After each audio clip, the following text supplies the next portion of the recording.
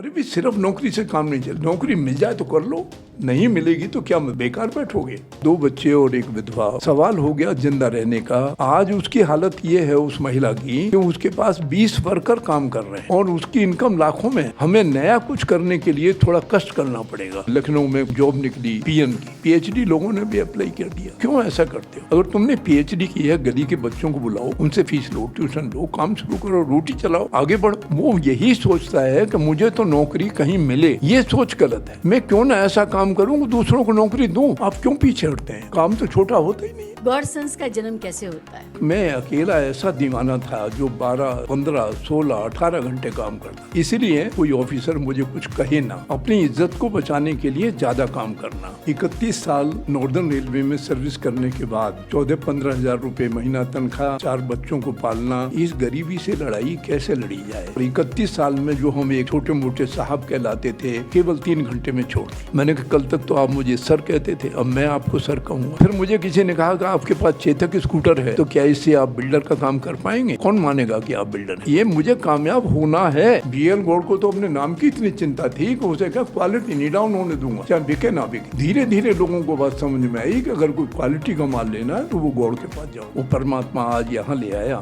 2-2, 3-3 city मेरे बच्चे बना रहे हैं। पत्थरों की काट से जो शोर होता है, समझ लीजिए कहीं निर्माण होता है। और सच कही है बात जो मैंने कही, ईंट पत्थर रेत में भी प्राण होता है।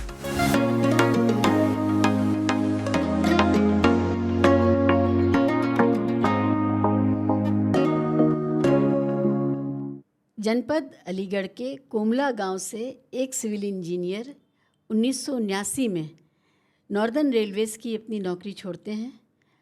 सेवानिवृत्ति के समय से 9 साल पहले वो खुद को सरकारी कामकाज से आज़ाद करते हैं और एक छोटी सी पूंजी से अपना एक नया करियर शुरू करते हैं। ये बात 1979 की है। भारत बदल रहा था, बदलना शुरू हुआ था। देश में काम करने की, व्यापार करने की, उद्यमिता की एक नई तरह की आज़ादी आई थी और उन्होंने उसको भांप लिया।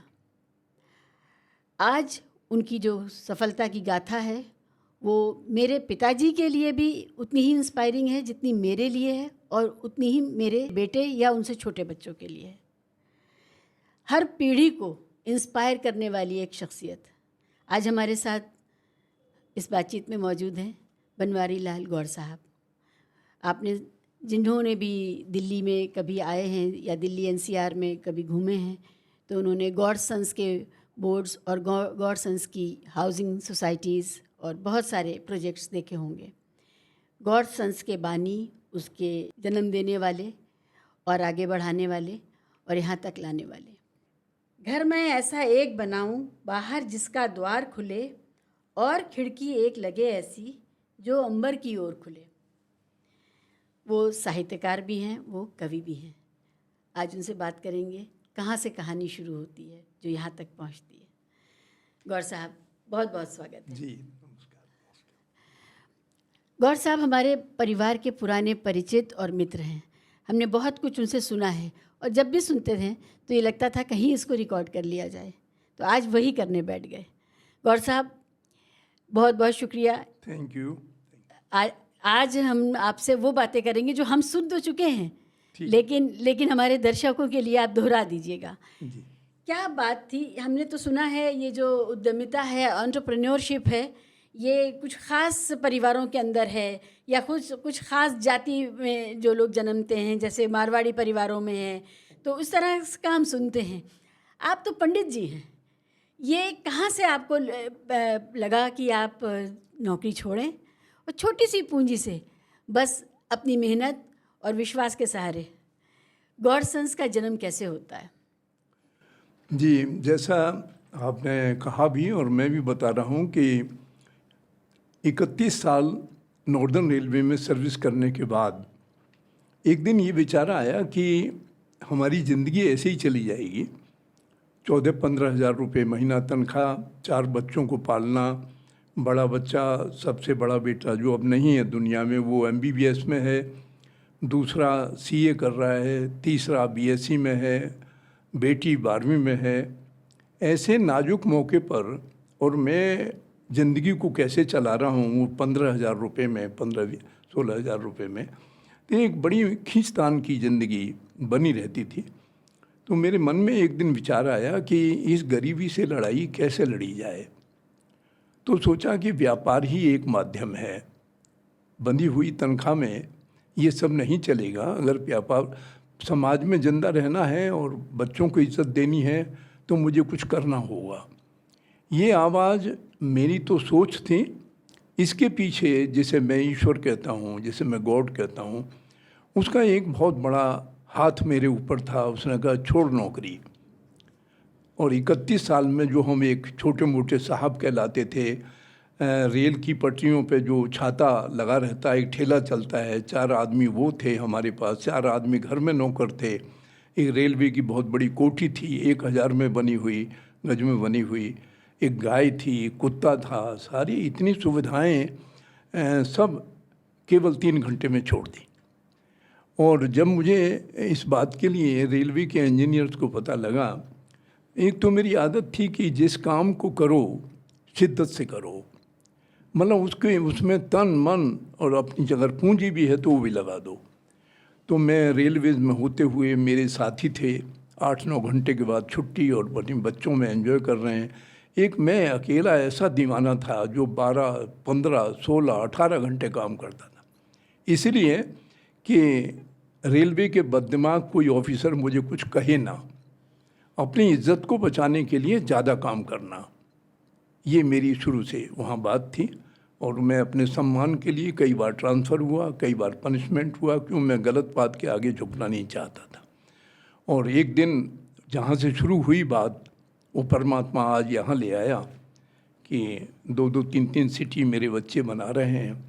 एक लंबा सफ़र, 29 साल का, ये जो व्यापार का, निर्माण की कंपनी का एक सफ़र है, 29 साल हो चुके हैं आज। गौर साहब, आज का युवा जो बहुत निराश है, हारा हुआ महसूस कर रहा है, उसको सामने दिख नहीं रहा है, उसके लिए क्या मोटिवेशन है? आप उस दौर से गुजरे हैं कि आपने तय किया था कि ये यहाँ से निकलना है जहाँ पर हूँ। कुछ चीज़ें ऐसी हैं जो आदमी करना चाहता है, नहीं कर पाता। जैसे आप कह रही हैं, आज के युवा के बारे में बात कर रही हैं। पहली बात तो मैं आज के युवा से यही कहूँगा कि अच्छी शिक्षा लेने के बाद आपके मन में एक विचार आया कि मुझे नौकरी मिलनी चाहिए। ना तो नौकरी आपका बर्थ राइट है, ना ही गवर्नमेंट बाउंड है कि आपको नौकरी दे, बाउंडिंग में नहीं है। तो फिर ऐसे में क्या करें? ऐसे में ये है कि आज बहुत सारे फील्ड खुल चुके हैं। हमारे समाज की, व्यक्ति की ज़रूरतें बहुत ज़्यादा हैं। मैं कुछ एग्जाम्पल दूंगा आपको। अभी मैं जो एग्जाम्पल आपको देने चाह रहा हूँ वो आपको मोटिवेट करेंगी। हरियाणा में मैंने नोट किया हुआ था, कहीं एक गांव है, उसका आदमी बहुत ऑर्डिनरी, करीब 3 बीघे खेत उसके पास नौकरी करता था। उसकी एक्सीडेंट में डेथ हो गई। डेथ होने के बाद 2 बच्चे और एक विधवा वहाँ रह गई। सवाल हो गया जिंदा रहने का, बच्चों को शिक्षा पालने का, क्या करने का। एक कोई आदमी आया, उसने कहा कि तुम ऐसा करो बहन कि ये मधुमक्खी पालना शुरू करो। तो वो 2 बक्से बड़ी मुश्किल से कर्जा लेकर के 2 बक्से लेके आई और अपने खेत पर रख दिए। फिर वो 2 बक्से रखे, उसके बाद उसके दिमाग में विचार आया कि वो फलाने के खेत जो है ना, फलाने के पास 20 बीघे खेत है, वो उसके घर गई। उन्होंने कहा भैया एक काम मेरा है, मैं 4 बक्से ला रही हूँ, तुम्हारे यहाँ रखवा दूँ? न रखवा दूँ, मेरा इसमें क्या जाता है, खेत है मेरे, तो वहाँ रखे रहेंगे। आज उसकी हालत ये है उस महिला की कि उसके पास 20 वर्कर काम कर रहे हैं और उसकी इनकम लाखों में है और वो दिन पर दिन बढ़ा रही है। नेचुरल शहद बनाती है और उसको खरीदने वाले अब उसके घर पहुंच जाते हैं। एक दूसरा उदाहरण मैं देना चाहूँगा कि दिल्ली से IIT किया हुआ एक व्यक्ति, मैं चाहे तो उसकी डिटेल मंगा दूंगा, वो देहरादून से ऊपर कहीं उसने गाय पालनी शुरू की। 8 गायों से उसने काम शुरू किया। आज उसके पास 50 से ज़्यादा गायें हैं और he is earning lakhs of money, lakhs of rupees per month. क्योंकि गाय के क्षेत्र में अगर हम ये देखें तो गाय जब बूढ़ी हो जाती है, हमारे यहाँ पहले क्या होता था, हम कसाई को बेच देते थे। आज उसको बेचने की ज़रूरत नहीं है, केवल उसका गोबर उसका भोजन तैयार कर देता है, उसका मूत्र उसका भोजन दे देगा। आज उसका मूत्र भी बिकता है, आज उसका गोबर भी बिकता है, आज गोबर से पेंट भी बन रहा है, आज गोबर से ईंटें भी बन रही हैं, तमाम चीज़ें गोबर से बनने लगी, गोबर से गैस भी बन रही है। तो उसका कोई चीज़ कभी वेस्ट नहीं जाती। लेकिन हमें नया कुछ करने के लिए थोड़ा कष्ट करना पड़ेगा। उसी तरह से ऑर्गेनिक खेती है। अभी मेरठ के पास दोहाई एक गांव है, एक आदमी दिल्ली का ही बड़ा हाईली क्वालिफाइड, उसने 8 बीघे ज़मीन बटाई पे ली। बटाई का अर्थ ये होता है कि आधा आधा ज़मीन आपकी, काम मैं करूँगा। आज वो 60 बीघे में ऑर्गेनिक खेती कर रहा है। उसकी डिमांड सारी जो है 5 स्टार होटल्स के लिए है। तो हम उधर नहीं देखते, हम देखते हैं कि गवर्नमेंट के यहाँ हमें नौकरी मिले। अभी एक उदाहरण कोई दे रहा था कि यूपी में शायद लखनऊ में कोई जॉब निकली पीएन की, उसमें एमएससी लोगों ने भी अप्लाई किया, पीएचडी लोगों ने भी अप्लाई कर दिया। भूखे मरने की नौबत है। अरे भाई क्यों ऐसा करते हो? अगर तुमने पीएचडी की है, गली के बच्चों को बुलाओ, उनसे 50-50 रुपये फीस लो, ट्यूशन लो, काम शुरू करो, रोटी चलाओ, आगे बढ़ो। शिक्षा पाँव की बेड़ी भी बन जा रही है। हाँ, मतलब यह है कि उसको वो यही सोचता है कि मुझे तो नौकरी कहीं मिले। ये सोच गलत है। मैं क्यों ना ऐसा काम करूं कि दूसरों को नौकरी दूं। और ये उदाहरण जो मैंने आपको दिए, ये कहानियाँ नहीं है, ये प्रैक्टिकल है। मैंने अपने जीवन में, अगर मैंने आपको बात बताई थी कि इतनी मेहनत करने के बाद मेरी इनकम 15,000 से 4,000 रुपये महीने पे आ गई एवरेज, तो मुझे तो छोड़ देना चाहिए था उसी दिन। मैंने कहा ना, हारिए ना हिम्मत, विसारिए ना राम। ये मुझे कामयाब होना है, चाहे मेरे पास पूंजी है या नहीं है। मैंने बिना पूंजी के काम शुरू किया। कोई उदाहरण बता दे मुझे। कितनी पूंजी से शुरू किया आपने? मेरे पास तो कुल 50,000 रुपये थे। जब मैं रिटायर हुआ 1,60,000 रेलवे से मिले मुझे, क्यों मैं पहले लोन ले चुका था मकान बनाने के लिए। फिर मुझे किसी ने कहा कि आपके पास चेतक स्कूटर है, तो क्या इससे आप बिल्डर का काम कर पाएंगे? कौन मानेगा कि आप बिल्डर हैं? तो फिर मैंने गाड़ी ली। और गाड़ी भी मैंने कैसे ली, मेरे एक दोस्त थे, आज नहीं है, मैं उनकी बदौलत आज यहाँ तक पहुँचा हूँ जो नहीं है। उन्होंने कहा यार क्या, वो मेरे ठेकेदार थे, उन्होंने कहा हमारी कंपनी में आ जाओ। बहुत बड़ी कंपनी थी उनकी। मैंने कहा कल तक तो आप मुझे सर कहते थे, अब मैं आपको सर कहूँगा। मैंने कहा जैन साहब ये नहीं चलेगा। कहने यार बड़ा अजीब आदमी है। तो मैंने कहा आपके पास 6 गाड़ी है, मुझे एक गाड़ी चाहिए पुरानी, मुझे दे दीजिए। तो कहने लगा अच्छा रुको। अपने भाई को बुलाया, 98,500 की नई गाड़ी शोरूम से, उसने चेक काट के भिजवा दिया, कल गाड़ी ले जाना, अपने बेटे को ले आना मनोज को, तुम्हें गाड़ी नहीं चलानी आती। मैंने कहा अच्छा ठीक। मैंने कहा 3 किस्तों में मैंने पैसे दिए उसको, गाड़ी आ गई। तो मैंने तो कभी हार मानी नहीं। फिर गाड़ी आगे बढ़ी। लोग कहते हैं कि व्यापार जो है प्रॉफिट एंड लॉस पे चलता है। मैं तो लॉस माना ही नहीं कभी। काहे को लॉस की बात करूं? मैं मेहनत कर रहा हूं ना, परिश्रम कर रहा हूं, मुझे कर्म की थ्योरी है, मालूम है फल मिलेगा, अच्छा मिलेगा, लगा रहा। बड़े डाउन्स भी आए, डाउनफॉल भी आए, नहीं हारा कभी, छोड़ा ही नहीं और रास्ता ही नहीं छोड़ा। आप चलिए तो सही किसी पथ पर, कहीं तो बढ़िए आ गए आप। छोड़ दिए ये विचार कि हमें नौकरी करनी है, फलाना करना है। कितने लोग हैं, मोदी जी ने बात कही, अपोजिशन ने उसका मजाक उड़ाया कि पकौड़े बनाओ। वो बात गलत नहीं थी। ऐसी पकौड़ी की दुकान मैं आपको दिखा सकता हूँ जहाँ लाइन लगती है। ऐसी गोलगप्पे की दुकान चांदनी चौक में दिखा सकता हूँ जहाँ लाइन लगती है, जहाँ फलूदा बिकता है। आपके यहाँ क्या है? मेरे दामाद और वो जो मेरा पोता आता है अमेरिका से, यहाँ कहीं वो खाने आते हैं करीम के यहाँ,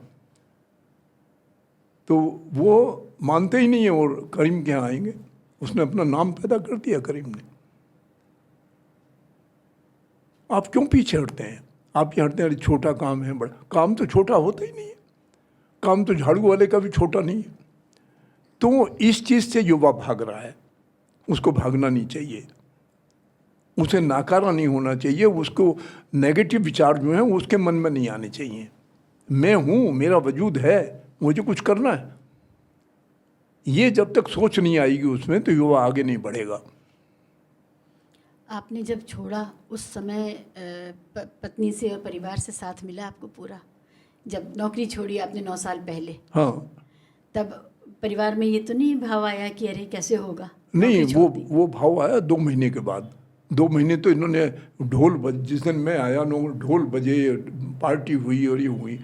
अब जब वो कुछ पैसे खर्च होने लगे, जो 1,60,000 मिले थे, तो अब चिंता होने लगी कि आगे क्या हो। हम तो रोड मास्टर हो गए, बेकार आदमी सड़क पे आ गया, मकान ज़रूर था अपना, अब क्या करें। तो फिर सोचा कि भाई आजकल ये नया चलन शुरू हुआ है, घर बना के बेचो, इस पर दिमाग गया अपना। अब हम इंजीनियर तो थे लेकिन ठेकेदार नहीं थे। अब ठेकेदार में इंजीनियर में बड़ा फ़र्क है। हम ठेकेदारों को धमकाते थे, उनसे कहा ये काम ठीक नहीं है, ये ऐसे करो। अब खुद ठेकेदार बन के काम करना था, उसमें अपना प्रॉफिट भी देखना था, उसमें अपनी रकम भी देखनी थी, उसमें जो पैसा मार्केट से लिया उसका इंटरेस्ट भी देखना था, सारी चीज़, और फिर क्वालिटी देखनी थी। BL गौड़ को तो अपने नाम की इतनी चिंता थी कि उसे क्या क्वालिटी नहीं डाउन होने दूंगा, चाहे बिके ना बिके। धीरे धीरे लोगों को बात समझ में आई कि अगर कोई क्वालिटी का माल लेना है तो वो गौड़ के पास जाओ। शुरू में दिक्कत हुई, मैं नहीं हारा उससे, नहीं पीछे हटा। आज परिणाम आपके सामने है। आप साइट पे जाते थे बाकायदा खुद? मैं साइट पे, मैंने सेल्समैन से लिख के और साइट पे जाने तक, इंजीनियर से लेके ठेकेदार तक सारे काम किए हैं। कोई काम ऐसा नहीं जो मुझसे नहीं बचा। काम करने में क्या बुराई है, मैंने सेल्समैनशिप भी की है। आज मेरे यहाँ कम से कम 300 सेल्समैन है, 400 सेल्समैन है, और मैं उनको बताता हूँ सेल्समैनशिप कैसे होती है। अरे ये नहीं है आप मेरे यहाँ आए, मैंने कैंपा बुलाया, शिवाजी आई हैं फ्लैट लेना है भी, हम आपको ये देंगे, हम आपको कुछ नहीं देंगे। ये नक्शा है, इसके अंदर की डायमेंशन कमरे की इतनी है, ईमानदारी से बताओ। ये मत बताओ कि सुपर एरिया इतना है। तो सुपर एरिया क्या होता है? गैलरी भी जोड़ दी आपने और वो भी जोड़ दिया, ये नथिंग। ये देखो ये नक्शा है, इतने बाई इतने की किचन है, इतने बाई इतने का कमरा है, ये ले जाओ, इतने रेट में ये मिलता हो तो लेना, नहीं हमारे यहाँ आ जाना। तो हमारे दोनों बेटे बढ़ गए, ये नहीं बिकने देंगे, ये नहीं आगे कामयाब होने देंगे। और उसका परिणाम आज देखते हैं, लौट कर लोग आते हैं कि एक ईमानदार आदमी गाजियाबाद में बैठा है वहाँ पर, उससे फ्लैट लेंगे। जो नहीं कहता कि इतना एरिया उतना एरिया, क्या एरिया है देख लो अपने आप। फॉल्स क्लेम्स, झूठे दावे नहीं? नहीं, नथिंग एट ऑल, कोई झूठा दावा नहीं। किसी हमारे यहाँ तो लोगों ने, हमारे बड़े लोगों ने ऐसे सिद्धांत बनाए, भाई झूठ मत बोलो, कोई करके तो देखे। हम दिन में 100 बार झूठ बोलते, और कुछ नहीं तो कि भाई मुझे उनसे फेमी जी से मिलना था, अरे जाके कह दो घर पे नहीं है, बिना मतलब घर पे नहीं, ठीक है, ऐसे भी झूठ बोलते हैं हम। तो इस तरह की चीज़ें हैं जो जीवन में कुछ सिद्धांत बनाने पड़ेंगे। भारत को लेकर के आप कितना आशान्वित होते हैं? भारत को लेकर मैं तो बहुत ज़्यादा आशान्वित हूँ। आज सबसे देखिए, सबसे बड़ी बात मैं आपको बताऊँ, मोदी जी सरकार तो कह ही रही है 5वीं बड़ी इकोनॉमी है। 5वीं बड़ी इकोनॉमी के बाद भी अभी भूख के कोने मौजूद हैं देश में, क्योंकि इकोनॉमी जो है 80 करोड़ लोगों को मुफ्त राशन देना पड़ रहा है। नहीं, देना पड़ रहा है या अपने लिए दे रहे हैं वो एक अलग बात है, लेकिन 80 करोड़ राशन देना भी, किसी देश की आबादी 140 करोड़ हो, उसमें 80 करोड़ गवर्नमेंट और इतना राशन दे रही है कि उनका बच जाता है महीने में, कम नहीं है वो। उनको जो हर किसान को 6,000 रुपये साल में दे रही है। मेरे नाम में भी वो आते थे 2,000 रुपये, 6,000 रुपये, मैंने बड़ी मुश्किल से कटवाए। मैंने कहा भैया ये लिखो, सब मुझे नहीं चाहिए, लिख के देना पड़ा, आई डोंट नीड इट, क्योंकि मेरे हिस्से में 8 बीघे ज़मीन आती नहीं ना, तो मैं किसान में मेरा नाम चल रहा था, वो मैंने कटवा दिया। अभी मेरे पास लेटर आया, आपका KYC पूरा नहीं है, पैसा भेजना है, मैंने फेंक दिया उठा के। तो देश में हमारे पास बहुत सारी चीज़ें खुल चुकी। अभी कल का अखबार उठा लीजिए ना आप, एक महिला ने, बिहार की महिला ने अपने बेडरूम में मशरूम उगा ली। सरकार भी उसको मदद दे रही है और वो बाहर जगह लेकर के और मशरूम का काम कर रही है, सारे परिवार को पाल रही है, एक महिला, घरेलू महिला। ये तो हम अप्लाई नहीं कर रहे, हम उधर सोच ही नहीं रहे, हमें तो सिर्फ नौकरी चाहिए। अरे भी सिर्फ नौकरी से काम नहीं चले, नौकरी मिल जाए तो कर लो, नहीं मिलेगी तो क्या मतलब, बेकार बैठोगे। तो मेरा मानना यह है कि आज के युवा को बिल्कुल ये सोचने की ज़रूरत नहीं है कि हमें नौकरी चाहिए, उसे उद्यमी बनना चाहिए। उद्यमी, एंटरप्रेन्योरशिप। अभी पिछले 3-4 साल से 5 साल से मैंने अपने आप को थोड़ा विराम दिया है। तो विराम अपने आप को जानने के लिए एक ही माध्यम है और वो है लिटरेचर। हमारे बुज़ुर्गों ने, हमारे ऋषियों ने, हमारे मुनियों ने, हमारे जो भी पैगंबर चाहे आपके यहाँ हों या हमारे यहाँ हों, उन्होंने कुछ ज्ञान की किताबें लिखी, ज्ञान की बातें कहीं, लेकिन हमने वो कान से सुनियों उतार दी, उन पर कभी मनन नहीं किया, उन पर कभी सोचा नहीं। साहित्य के अलावा हमारे पास बहुत से माध्यम हैं, जैसे एक बात आती है टेलीपैथी की। मैंने इस पर कई प्रयोग किए और 100%, 500% सही पाया। मैंने वो डायरी में वो नोट किया उस समय, जैसे आज आपसे बात हो रही है तो मैंने लिखा कि भैया आज मेरी शिवाजी से बात हो रही है और मैं कल आके तुम्हें बताऊंगा, किसी अपने दोस्त को। ये सोचा, मैंने डायरी में लिख दिया। और कल मैं जब गया तो वो मुझे कहता है कि कल तुम्हारी कोई ऐसी बात थी क्या? मैंने कहा हाँ थी। तो ये रिकॉर्डेड था, मेरी डायरी अभी भी 70-72 की तो अभी भी पड़ी हुई है, वो मैंने रिकॉर्ड किया, उस पर मैंने प्रयोग किया। दूसरा प्रयोग मैंने अपने जीवन में ये किया, हमारे यहाँ ज्ञान बहुत छुपा हुआ है कि एक उदाहरण के लिए मैं आपसे बात कर रहा हूँ और आपके मन में एक विचार आता है अचानक ही कि ये आदमी बोर कर रहा है, जल्दी से ख़त्म करे, हम कोई काम करें। ये विचार आपके दिमाग में आता है। तो हमारे शरीर का ईश्वर ने जो निर्माण किया है, हमारे नॉस्ट्रिल्स जो हैं वो सबसे कोमल भाग है, सबसे कोमल। उसका मैं आपको प्रैक्टिकल एग्जांपल देता हूँ कि हम यहाँ स्टूडियो में बैठे हैं और आपके किचन में आपकी मेड ने मिर्च छोंक दी तो आप और मैं यहाँ बैठ नहीं पाएंगे, हम खांसेंगे। कोई तार तो है नहीं बीच में, लेकिन मिर्च जली, हवा में गई, हवा के बाद आपके अंदर आई, आपकी सांस, और जो मैं बोल रहा हूँ ये हमारी एनर्जी है। तो ये एनर्जी जब अंदर आती है, हम बात करते हैं, ये शब्द जो है, शब्द हमारे यहाँ ब्रह्म माना गया है, ईश्वर माना गया है। तो शब्द जब निकलता है तो हमारी अंतरात्मा को छूता हुआ निकलता है और वो जो एनर्जी है वो उसको छूती है।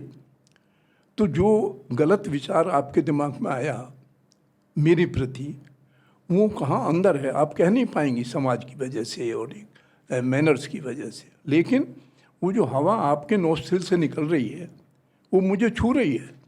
उसने मुझे संदेश दे दिया कि मित्र उठो यहाँ से, अब शिवाजी के पास टाइम नहीं है, उठो। वो मुझे आके कहेगा और मैं उठ पड़ूंगा। ये बात 500% सत्य है। ये मैंने इस पर बड़े प्रयोग किए हैं, बहुत बहुत प्रयोग किए हैं। ज़बरदस्त, बहुत दिलचस्प। ये तो मुझे भी नहीं पता था, ये वाला पहलू आपकी शख्सियत का कि आप भावों को और जो जिसको हम एनर्जी कहते हैं, जो फ़िज़ा में घुली मिली है, आप उसको भी पकड़ते हैं। और आजकल बहुत इस बारे में बातें होती हैं, जो टेलीपैथी है, जो जो एनर्जी को चैनलाइज करने की बात है, उस पर बहुत, और उसमें हीलिंग का सवाल जो है कि आप दूर से बैठ के किसी को स्वस्थ कर सकते हैं, हीलिंग भेज सकते हैं। तो ये सब आजकल बहुत उन्नत हो रहा है। जैसे जैसे हम आगे बढ़ रहे हैं वैसे वैसे हम अपने ही जो ज्ञानेंद्रियों से संबंधित जो हमारी कॉन्शियसनेस है, हम उसको पकड़ पा रहे हैं। ये बात सही है। मेरी एक मिलने वाली है, अच्छी दोस्त हैं, क्लास फेलो हैं। मेरे पाँव में थोड़ी सी तकलीफ़ थी, मैंने यूँ ही जिक्र किया और उन्होंने कहा कि शिबा मैं यहाँ से हीलिंग तुम्हें भेजती हूँ, तुम सिर्फ ये अक्षर वहाँ पर उस जगह पर लिखो अपने पाँव में और मैं तुम्हें हीलिंग भेजूँगी यहाँ से। और उन्होंने वो किया। तो ये मानवता की उन्नति का ही एक द्योतक है कि अब हम लोग वो चीज़ें जो दिखती नहीं हैं लेकिन हैं, उनको कैप्चर कर रहे हैं। साइंस ये बातें बहुत पहले से कह रहा है। इस तरह की अंतर्दृष्टि वाला इंसान जब ईंट, गारा, लोहा, मिट्टी और सीमेंट की दुनिया में होता है तो वो तो हर समय एक छोर से दूसरे छोर की कहानी होती होगी आपकी। जी।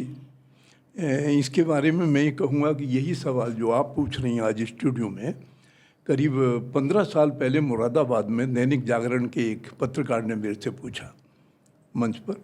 वहाँ ये जो है ना, जो कपिल शर्मा जो हंसाता है सबको, जी जी। ये पतला दुबला था, इसको हमने बुलाया था, 1 लाख रुपया दिया था। अच्छा। ये इसकी शुरुआत थी मुरादाबाद में। अच्छा। हाँ, तो दैनिक जागरण वाले आए, एक लड़का था हमारे बेटे की तरह ही। तो उसने कहा, सर एक बात बताइए, जो बात आपने कि आप इंजीनियर हैं और ये कंस्ट्रक्शन का काम है, लकड़ी पत्थर लोहा ये सब होता है, इसमें कविता कहाँ से आ जाती है? तो मैंने उसको पंक्तियों में जवाब दिया और वो पंक्तियाँ हमारे यहाँ टैग लाइन बन गई। ऐसे ही बस मैंने कहा कि पत्थरों की काट से जो शोर होता है, पत्थरों की काट से जो शोर होता है, समझ लीजिए कहीं निर्माण होता है। और सच कही है बात जो मैंने कही, ईंट पत्थर रेत में भी प्राण होता है। तो जब साइड पर होते थे तो ये कविता उपजती रहती थी? हाँ, वो चलता रहता है, वो मीटर है एक अंदर। ये तो चल रहा है कि आप समझिए कि सबसे पहले कहाँ से शुरू हुआ, बीएससी के सेकंड ईयर से। वहाँ मैं तो केमिस्ट्री फिजिक्स मैथमेटिक्स पढ़ता था। तो मेरे एक चाचा जी थे दिल्ली पुलिस में, वो 3 सब्जेक्ट के मास्टर थे, उर्दू हिंदी एंड इंग्लिश, तीनों में एमए किया था। मस्ती में यहाँ नौकरी की, 2-3 साल दिल्ली पुलिस में रहे, फिर छोड़ के गांव चले गए। तो उन्होंने मुझे लाके देवदास, शरदचंद्र का देवदास दे दिया। मैंने देवदास पढ़ा और करीब 1-1.5 घंटे रोया। वो मेरे अंदर जो भावुकता थी उसको सहन नहीं कर पाई। उसमें शरदचंद्र जो ओरिजिनल बुक है उसमें लिखते हैं नीचे 2 लाइन कि बस हम ऊपर वाले से यही कहेंगे कि किसी की मृत्यु देवदास की तरह ना हो। एक वो पढ़ी। उसके बाद फिर मुंशी प्रेमचंद का निर्मला वो पढ़ा। निर्मला की कहानी बहुत ही पैथेटिक है, बहुत ज़्यादा। ये पढ़ने के बाद मैंने सोचा कि ज़िंदगी केमिस्ट्री फिजिक्स और मैथमेटिक्स में नहीं है, ज़िंदगी तो साहित्य में है। अब उधर तो बच्चों का पेट पालना, नौकरी करनी, उधर साहित्य, ये संभव नहीं था। तो मैं क्या करता था, कोई चीज़ नेचर में मैंने देखी तो उसकी डायरी में लिख लेता था। आज मान लीजिए आप मिले तो मैंने लिखा कि आज शिवा जी से मुलाकात हुई और ऐसे ऐसे हुआ, मुझे अच्छा लगा, वो लिख लिया। बुरा लगा तो भी लिखा, अच्छा लिखा। आज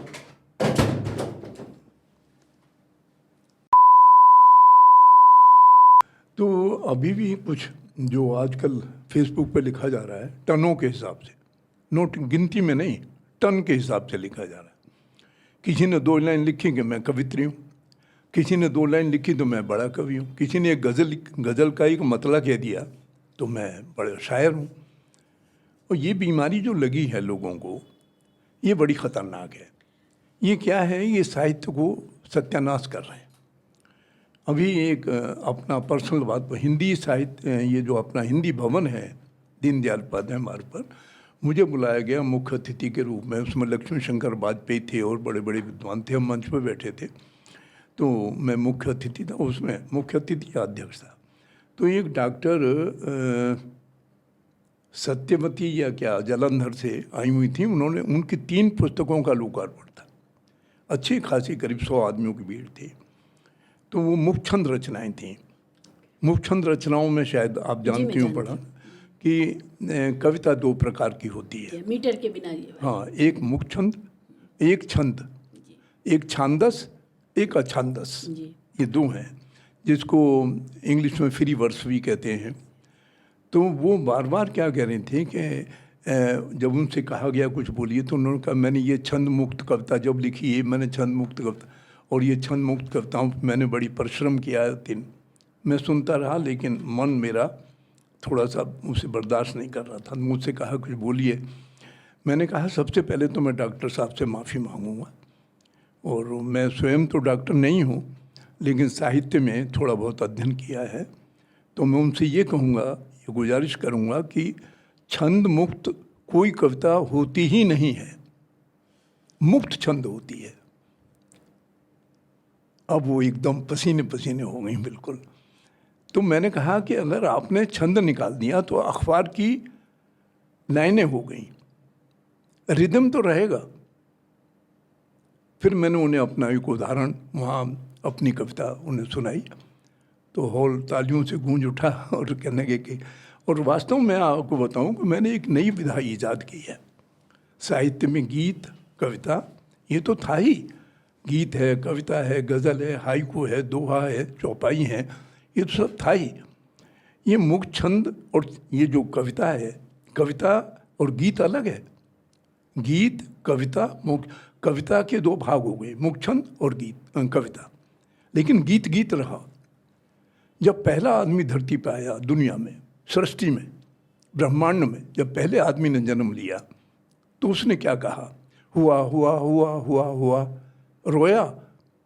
और जो रोया तो लय में रोया, ऐसे नहीं रोया हाँ फिर नीचे, ऐसे नहीं रोया, वो लय में रोया, रिदम जिसे कहते हैं।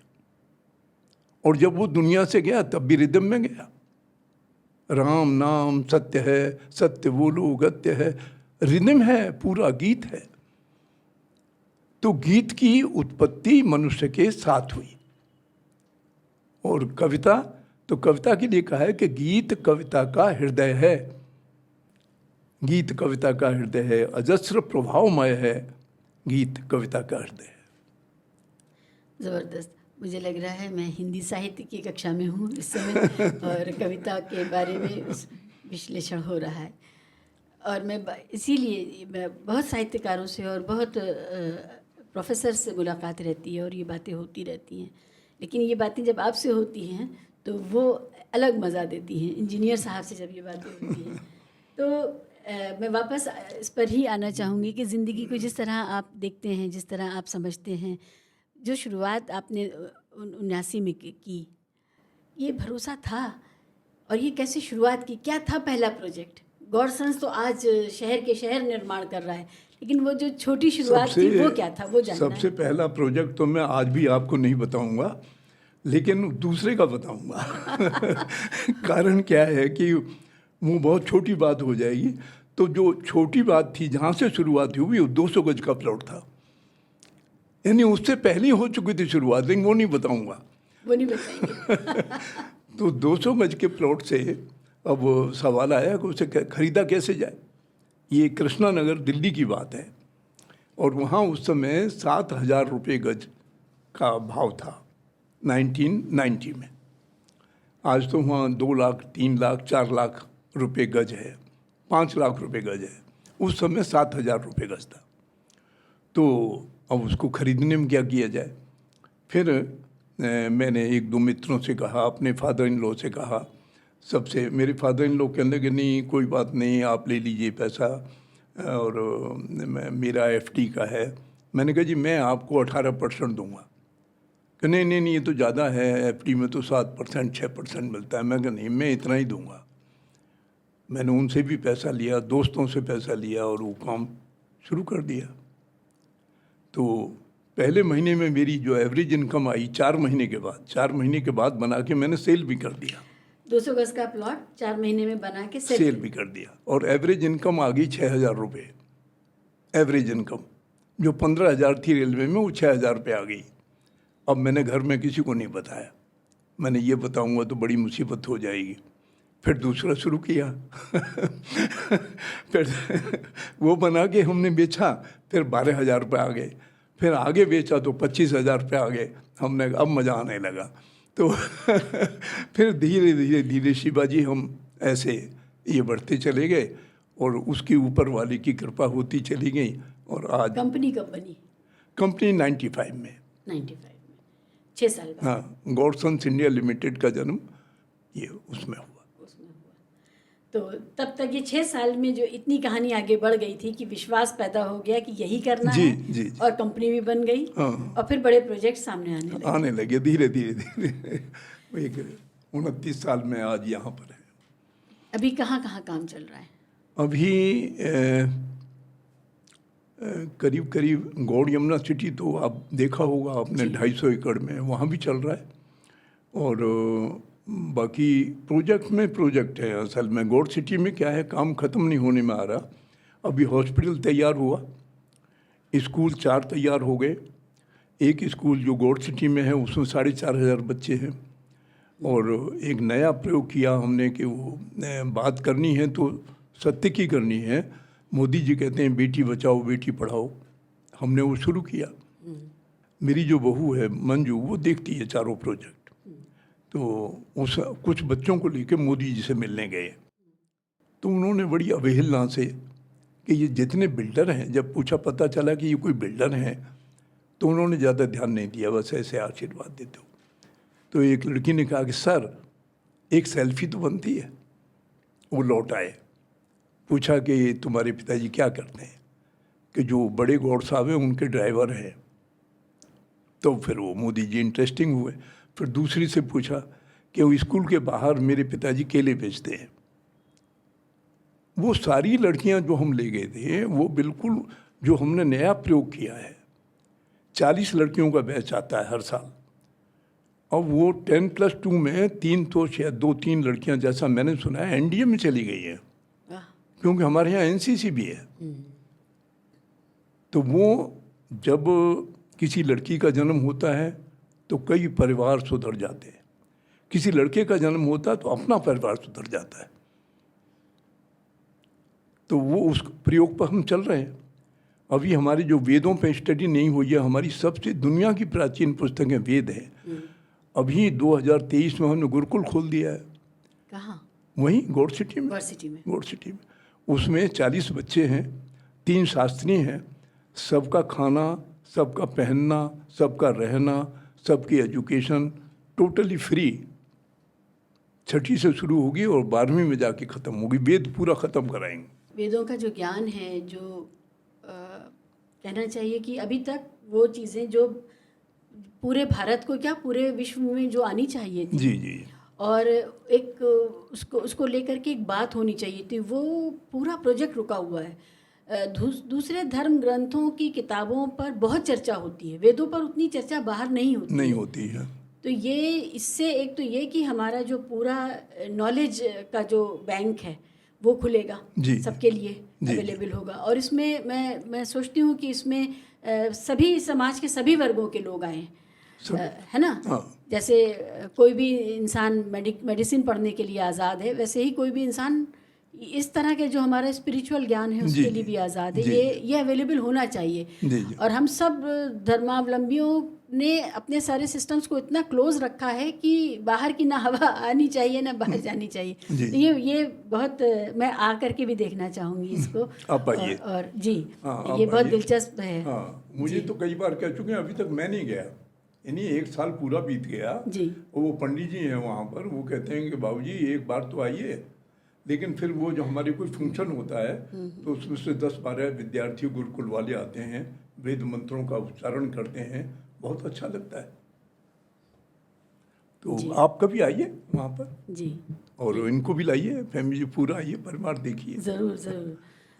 तो ये वहीं पर जो यमुना गौड़ सिटी का जो प्रोजेक्ट है, वहीं पर ये नहीं, ये गौड़ सिटी अलग है, गौड़ यमुना सिटी अलग है। अच्छा। गौड़ यमुना सिटी वो है जो एयरपोर्ट के पास है। ओके। हाँ, वो 250 एकड़ में है वो। और हिंडन के पास जो है, नहीं, हिंडन के पास तो एरो सिटी है। वो एरो सिटी है। हाँ, ये एरो सिटी है, ये गौड़ सिटी है, फिर गौड़ यमुना सिटी है। गौड़ यमुना सिटी में आप जाएंगे तो क्या, हमें तो यहाँ हर संडे को आना है, ये बेटा ही कहेगा। 80 तो हमारे पास हंस हैं, वाइट डक, और 9 एकड़ की झील है, उसमें आर्मी की तरह चलते हैं। वो देखने वाला सीन है। आपका पुरानी दिल्ली से एक ताल्लुक़ है जी, और मुझे पुरानी दिल्ली की ये कहानियाँ बहुत आकर्षित करती हैं। मुझे भी क्योंकि मेरा बचपन बीता है ना वहाँ पर। आप अलीगढ़ के उस गांव से निकल करके यहाँ कैसे आना हुआ? पिताजी क्या करते थे? हाँ, पिताजी मेरे रेलवे में थे और बहुत छोटी पोस्ट पर थे। मतलब वो एक 10 आदमियों की गैंग का एक इंचार्ज होता है, उसे जमादार कहते हैं, इंचार्ज, और वो थे।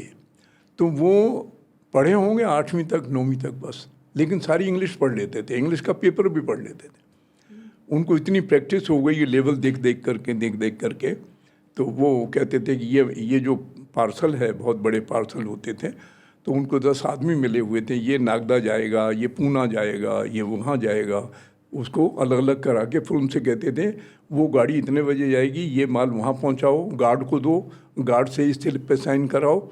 इस तरह से डिफरेंट करके फिर अपने एक पंजाब से आए हुए हेड क्लर्क थे राम रिचपाल, उनके पास आके बैठ जाते थे। वो मेरे फादर की बहुत इज्जत करते थे, बहुत ज़्यादा, बड़ा प्यार था उनका आपस में। तो मैं जब पिताजी का खाना लेके जाता था स्टेशन पर, तो मुझे राम रिचपाल जी अपनी कुर्सी यहाँ बिठा लेते। ये स्टेशन कहाँ था? रेलवे स्टेशन दिल्ली पुराना है। पुरानी दिल्ली। हाँ, पुरानी। और रहते कहाँ थे आप लोग? गुड़वाली धर्मशाला। गुड़वाली धर्मशाला।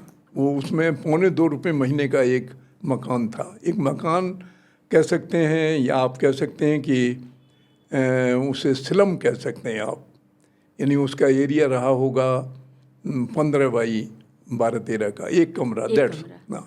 बाहर एक वरांदा जहाँ मेरी मदर खाना बनाती थी। वहीं मैंने फिर जब मैं बीएससी में आया हूँ तो मैंने एक नल लगवा दिया। पहले नल नहीं था, कुआं था सामने। कुआं था। कुएं पे नहाना, कुएं पे, ये सब मेरी उसमें आएगा जो मैं किताब आपको भेंट करूँगा। तो वहाँ से ज़िंदगी शुरू हुई।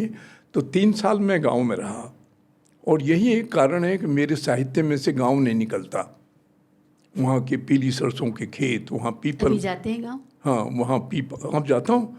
अभी पिताजी माताजी की याद में एक मंदिर बनवाया मैंने वहाँ, तो उसमें करीब 1500 आदमी गांव के खाना खाया उन्होंने, बच्चे और सब सारे जो है आसपास के लोग, नेता लोग, सब लोग आए, और वहाँ बड़ा अच्छा एक कार्यक्रम रहा।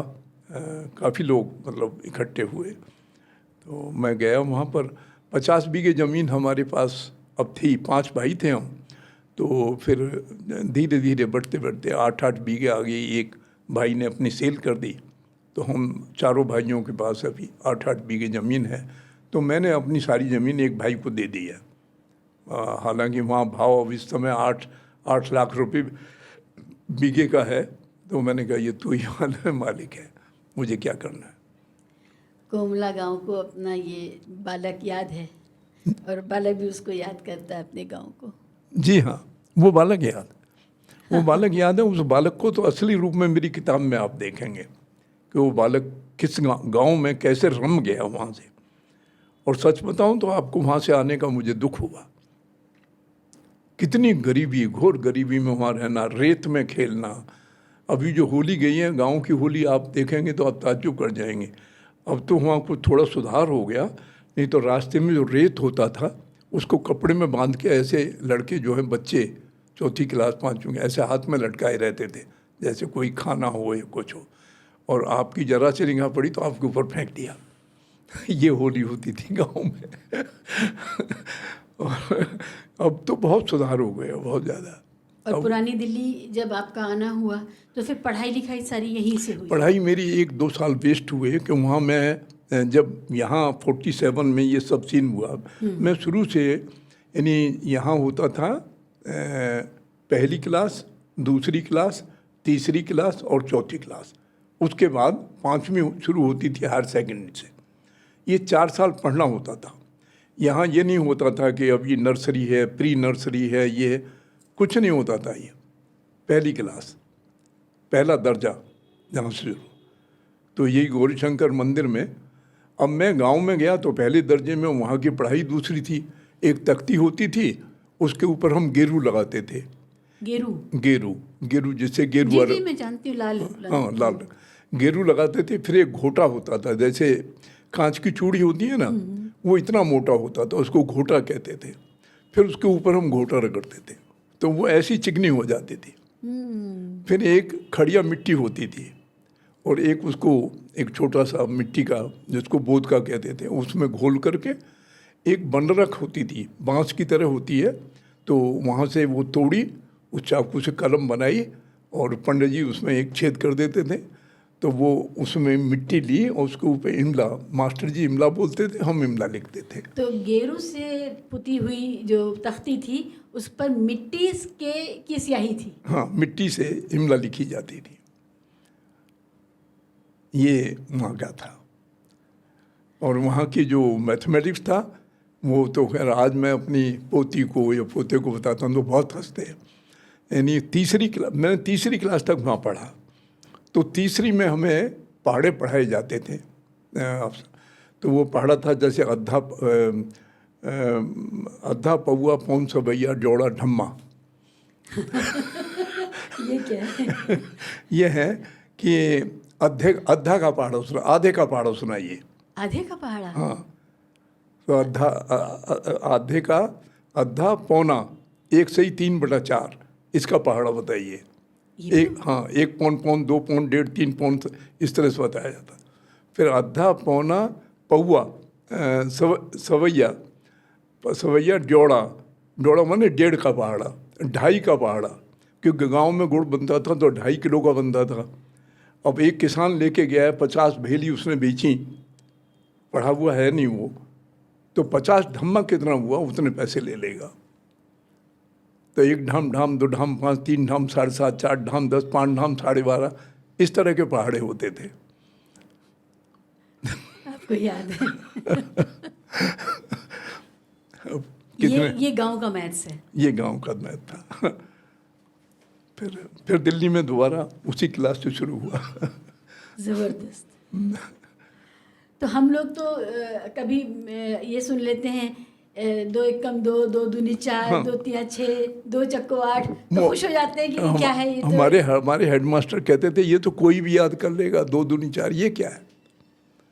अब 2.5 का सुनाओ ना पहाड़ा, 2.5 का पहाड़ा क्या होता है वो सुनाओ। फिर ओंटा क्या होता है, 3.5 का पहाड़ा, 1 ओंटा 2 ओंटा 7 3 ओंटा 10.5 वो ऐसे चलता था। ये थी। क्या कहूँ मैं, मतलब ये बिल्कुल दूसरी दुनिया की बातें हैं। और ये जो आंकड़े हैं मैं इसको मन में इमेजिन कर रही हूँ कि 3.5 का पहाड़ा क्या कहूँ। और आपको याद है? हाँ, अब हमारे यहाँ जो अंग्रेजी सिस्टम है उसमें क्या है, आज भी मिलियन बिलियन ट्रिलियन, और ट्रिलियन के आगे गिनती बताइए आप, नहीं है आपके पास, दुनिया के पास नहीं है। हमारे यहाँ थी 1 2 सैकड़ा 1000 10,000 लाख 10 लाख करोड़ 10 करोड़ लाख 10 लाख करोड़ 10 करोड़ और 100 करोड़, फिर अरब 10 अरब, नील 10 नील, पदम 10 पदम, शंख 10 शंख, फिर महाशंख पे इतनी जीरो आती हैं। ये मैंने अभी लिख कर के अपनी देवती को दिया है, यानी बेटी की बेटी को।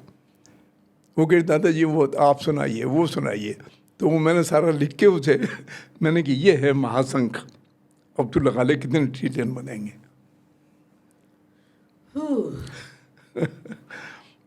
जिन बच्चों को ये लगता हो कि सारा ज्ञान अभी आया है और अभी उनके पास है और पुराने लोगों को नहीं पता, वो सुने।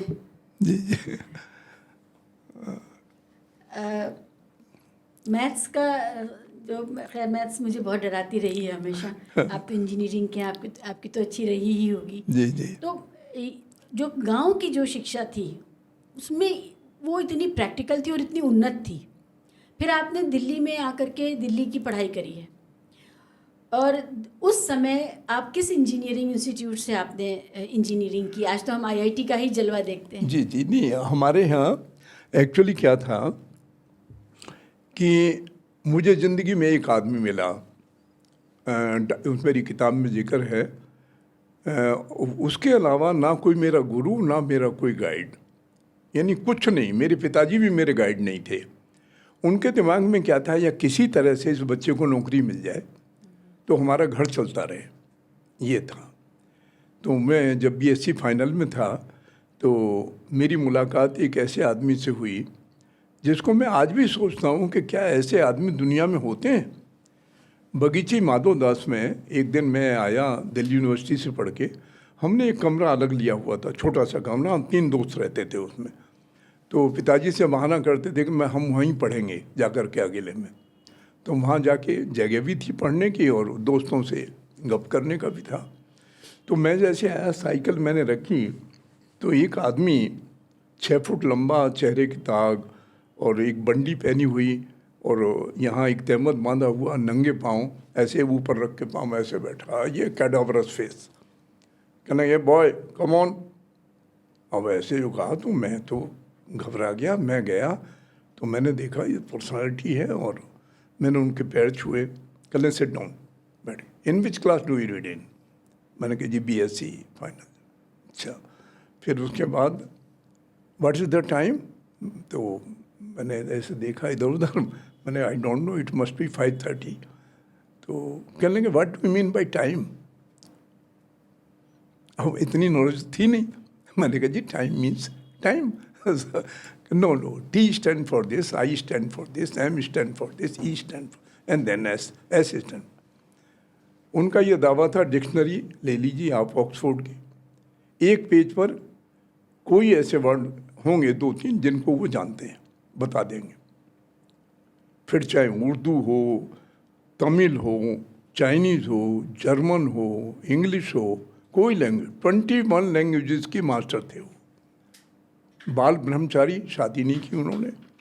और he was Rajguru Rewa, doctor Swami Krishna Mohan Das. और उनको दिल्ली चांदनी चौक में, आपने तो नहीं सुना होगा शायद, एक लीलाराम साड़ी वाले थे, तो उनके लड़के मेयर थे दिल्ली में। तो जब उनको पता चला कि स्वामी जी दिल्ली आए हुए हैं तो अपनी गाड़ी उन्होंने, एम्बेसडर गाड़ी नीले रंग की, उनको दे दी। ड्राइवर सुबह आता था, शाम को वहाँ बगीची माधो दास है गुड़वाली धर्मशाला के साथ, यही नज़दीकी, उसमें उनको छोड़ के ड्राइवर चला जाता था। फिर वो शाम को मुझे कहते बेटा वो यादव के यहाँ से उनको बोल के आओ, मेरा खाना लेके आएगा। मैंने कहा अच्छा। फिर कहने लगे ये इकन्नी मुझे दी। इकन्नी शायद आपने देखी हो, जिस पे ऐसे गोल होती थी और दांते बने हुए होते थे, यानी गरारी की तरह। अच्छा। पीतल की होती थी, उसमें महारानी का फोटो होता था। तो कहने लगे ये इकन्नी ले जाओ और वहाँ जाओ, डाकखाने में जाओ। तो बगीचे माधो दास से करीब 1 किलोमीटर है ये GPO, कश्मीरी गेट वाला। तो वहाँ जाके एक नंबर दिया मुझे कि इस पर फ़ोन करना, नेहरू का PA बोलेगा उपाध्याय, और उससे ये कहना कि बाबा आए हुए हैं और वो पूछेगा तुम्हें कहाँ ठहरे हैं, ये मत बताना कहाँ ठहरे। मैंने कहा जी अच्छा। मैंने फ़ोन किया तो उपाध्याय जी बोले, कहने हेलो। मैंने कहा जी मैं BL गौड़ बोल रहा हूँ। अरे भाई कौन हो तुम, क्या है? मैंने कहा मुझे बाबा जी ने भेजा है और आपसे कहा है कि मैं दिल्ली आ गया हूँ। कहाँ ठहरे?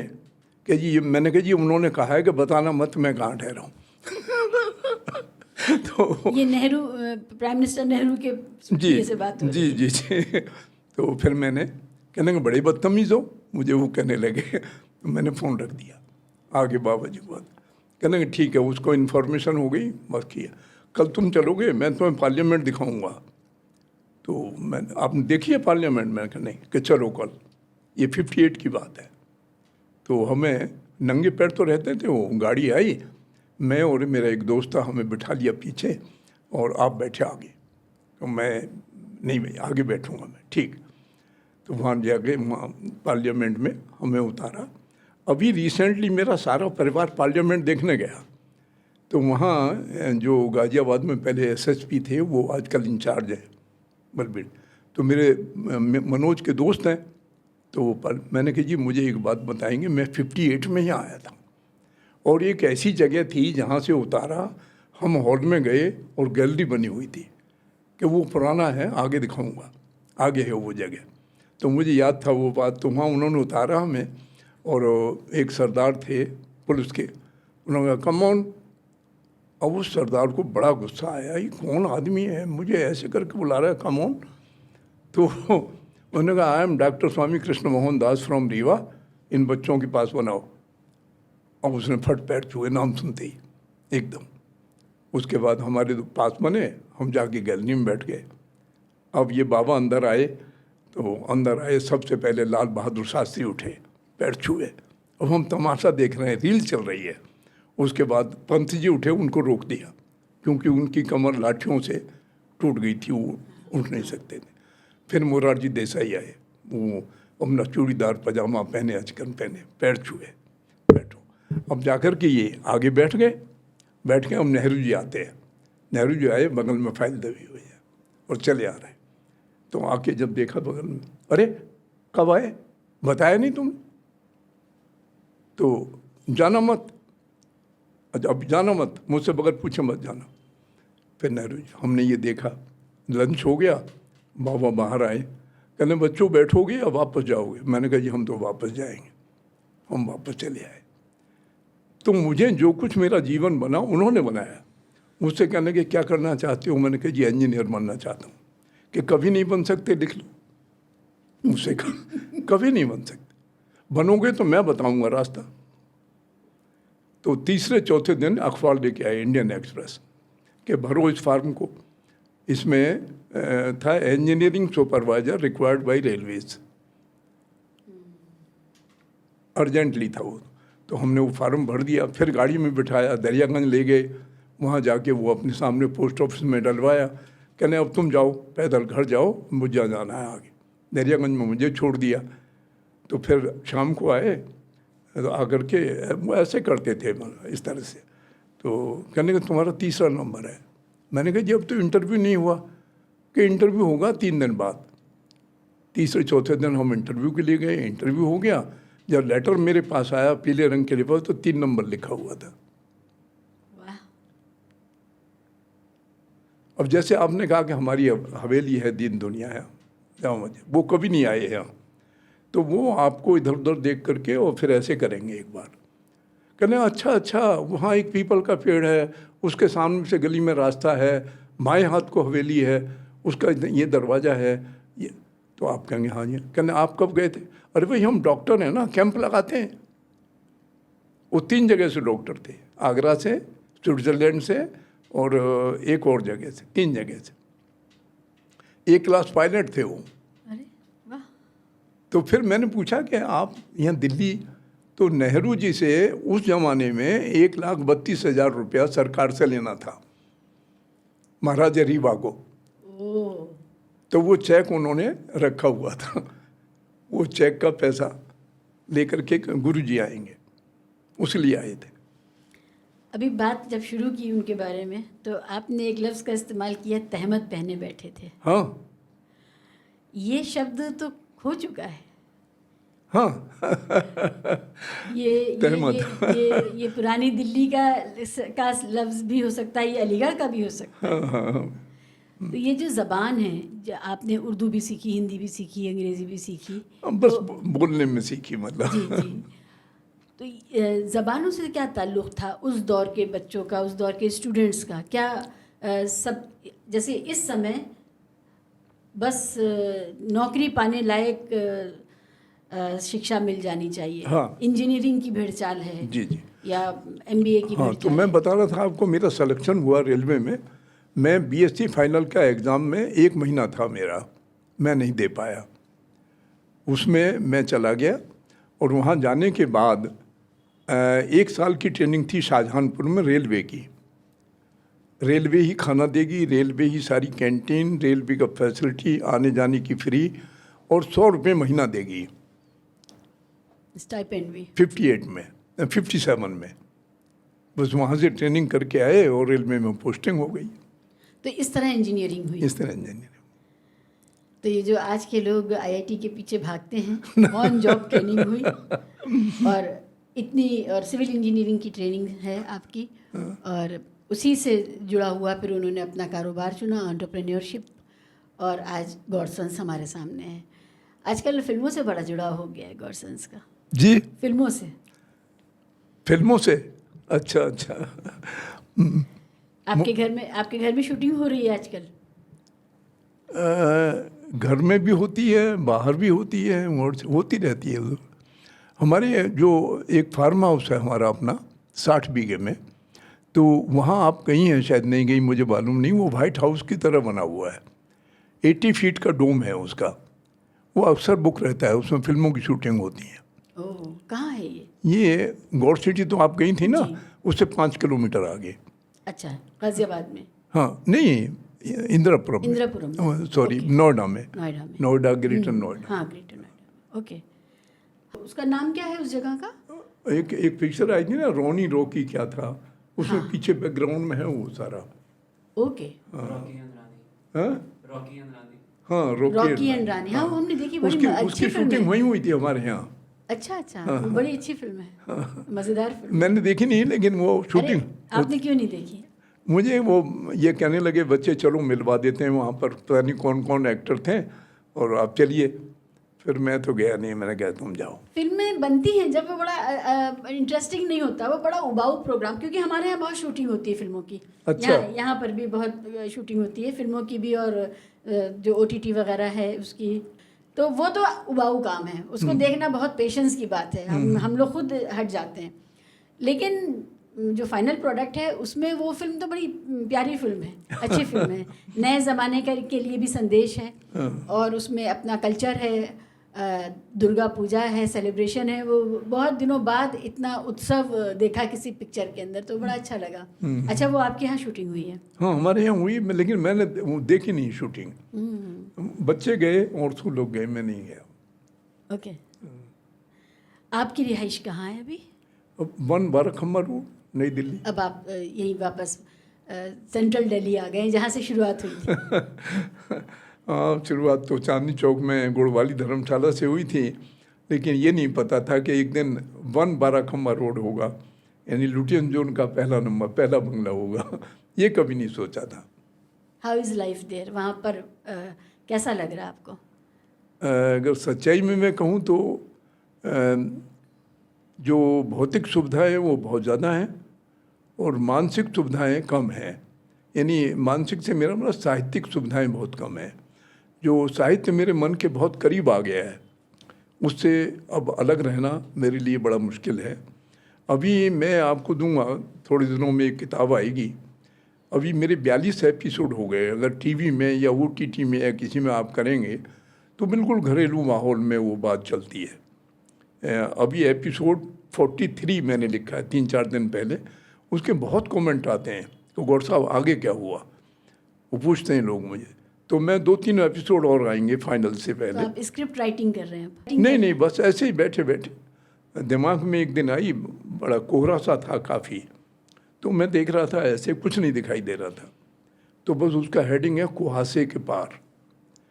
और वो कहानी है उन बच्चों की, जैसे हमारे ये बच्चे हैं, कि आपने सब कुछ दाव पे लगा दिया और बच्चों को अमेरिका भेज दिया।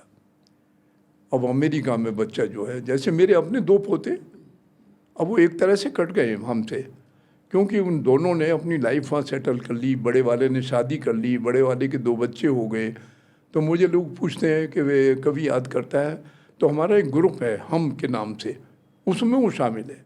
अपने बच्चे की फ़ोटो डालेगा, बेटी माया की फ़ोटो डालेगा, और वो जो उसकी वाइफ है अमेरिकन, बहुत गोरी एकदम लाल, और वो जो है उसकी, यानी ये समझिए कि ना तो मीट खाती है ना अंडा खाती है, योगा करती है और योगा टीचर भी है। अच्छा है, भारत को फैलाया जा रहा है बाहर।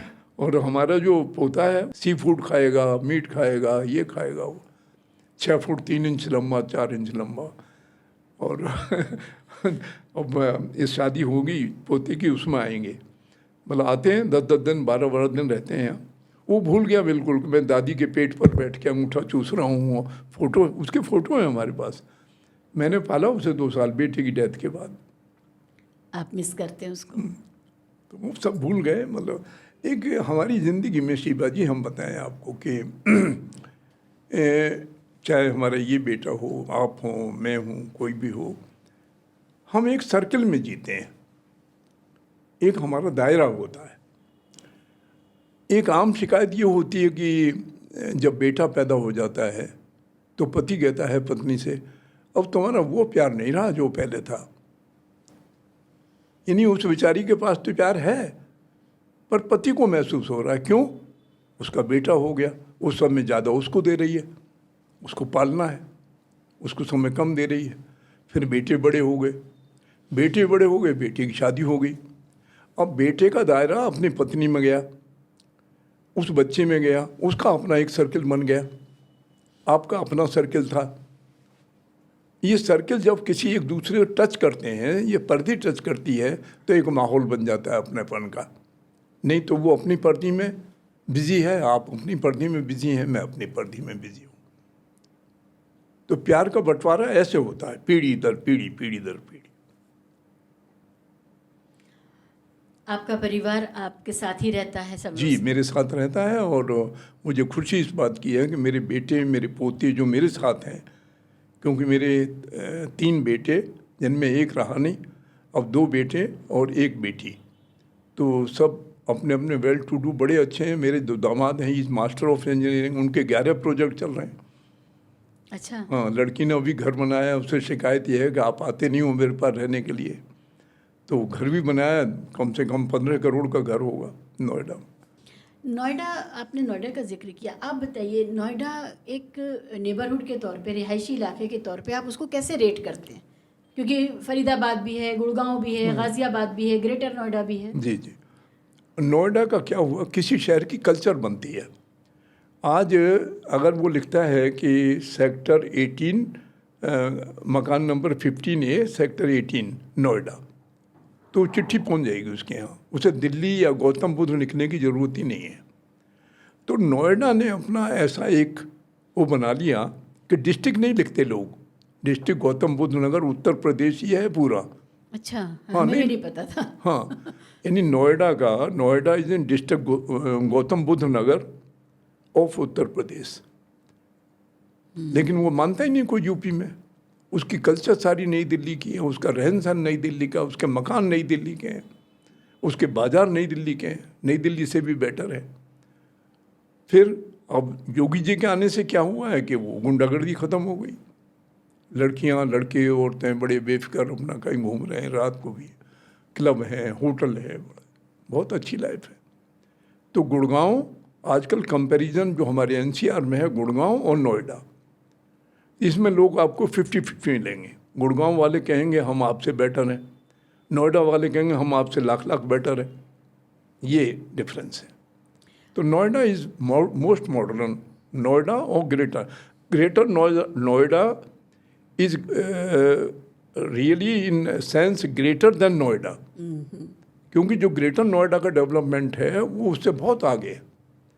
हमारे गौड़ सिटी के आगे 430 फुट की रोड है, 430 फुट, फॉरेन में नहीं मिलेगी आपको। और कनेक्टिविटी भी बहुत अच्छी है दिल्ली से। बहुत कनेक्टिविटी बहुत अच्छी। अभी तो आप समझिए कि जो से ये हमारे यहाँ सड़क मंत्री जो हैं गडकरी, अब मैं चूँकि राजनीति की बात तो नहीं करूँगा, लेकिन जितना विकास उस व्यक्ति ने किया है आज तक किसी ने नहीं किया। उसको कोई ठेकेदार खरीद ही नहीं पाया। सबसे बड़ी बात तो यह है। अभी एक मंच पर नहीं था, मैं सुनने गया, तो उन्होंने कहा, मैं पार्लियामेंट गया तो मेरे दोस्त मजाक उड़ाने लगे, अरे भाई गडकरी क्या हुआ, हाइड्रोजन से गाड़ी चला रहे थे? कहले बाहर खड़ी है, ये नंबर है, चाबी है, ले जाके देख लो, हाइड्रोजन से आया हूँ। मैंने भी उनके कई कॉन्क्लेव्स में उनको सुना है, और वो फ्यूल और कार्स को लेकर के और जो रोड्स का जो मामला है उसको लेकर के बहुत क्लैरिटी है। जी जी। और उन्होंने कहा है कि अभी आप लोग फ्यूल की बात इसलिए करते हैं क्योंकि आपको पता ही नहीं है कि अगला जो हमारा फ्यूल है वो ये फ्यूल है ही नहीं। हाँ, वो यही कहते हैं, यानी इलेक्ट्रिसिटी वाहन पाए हो, और वो कहता है हाइड्रोजन से चलेंगी गाड़ियाँ। जी, मैंने भी सुना उनको कई कॉन्क्लेव्स में, और बहुत फ्यूचरिस्टिक बातें हैं उनके पास बताने के लिए। देश बहुत बदल गया। मैं समझता हूँ हम साहित्य से भटक गए। जी जी जी। साहित्य और देश साथ साथ ही है मेरे विचार से। आप जैसे लोग जो कामयाब हैं, साहित्य की छवि बड़ी खराब हो गई ना, जो स्टेम फील्ड्स के जो नौजवान हैं। मैंने एक उदाहरण दिया ना आपको, यानी हर आदमी वो ये बात कहाँ से शुरू होती है? बात यहाँ से शुरू होती है कि एक आदमी ने MSc PhD डीलिट किया और वो प्रोफेसर लग गया। एक आदमी सिर्फ 12वीं पास है। नीरज जी क्या थे? नीरज जी जो थे MA किया था उन्होंने हिंदी में, और अलीगढ़ में रहते थे मैरिज रोड पर।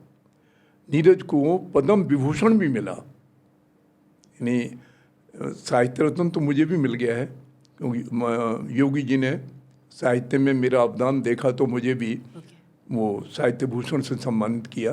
बहुत बधाई। हाँ, तो उन्हें तो साहित्य भूषण तो खैर छोटा सा सम्मान है, 2.5 लाख रुपए का होता है वो तो, और उसमें बात रुपए की नहीं है, बात उस पदवी की है। जैसे पद्मश्री हुआ, पद्म विभूषण हुआ, साहित्य विभूषण हुआ, ऐसी। तो नीरज जी को तो कोई ऐसा सम्मान था ही जो ना मिला हो।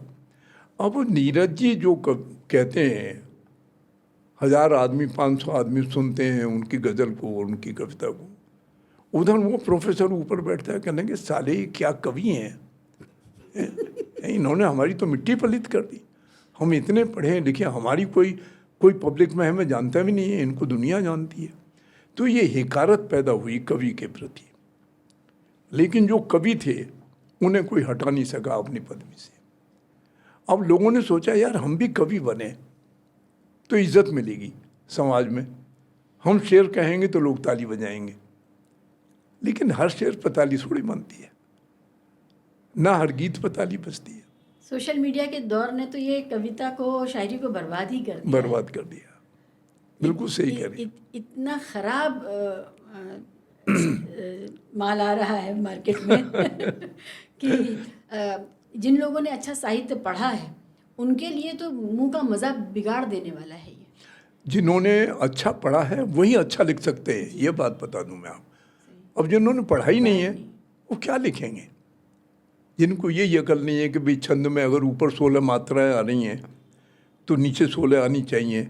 अगर 16-14 का मीटर है तो 16-14 का मीटर आखिरी लाइन तक चलेगा, 16-12 का है तो 16-12 ही चलेगा अपने आप। मेरे को तो अब ऐसी आदत होगी ना, मैं कोई लाइन लिखता हूँ अपने आप ही चलती मीटर में आती है। हाँ।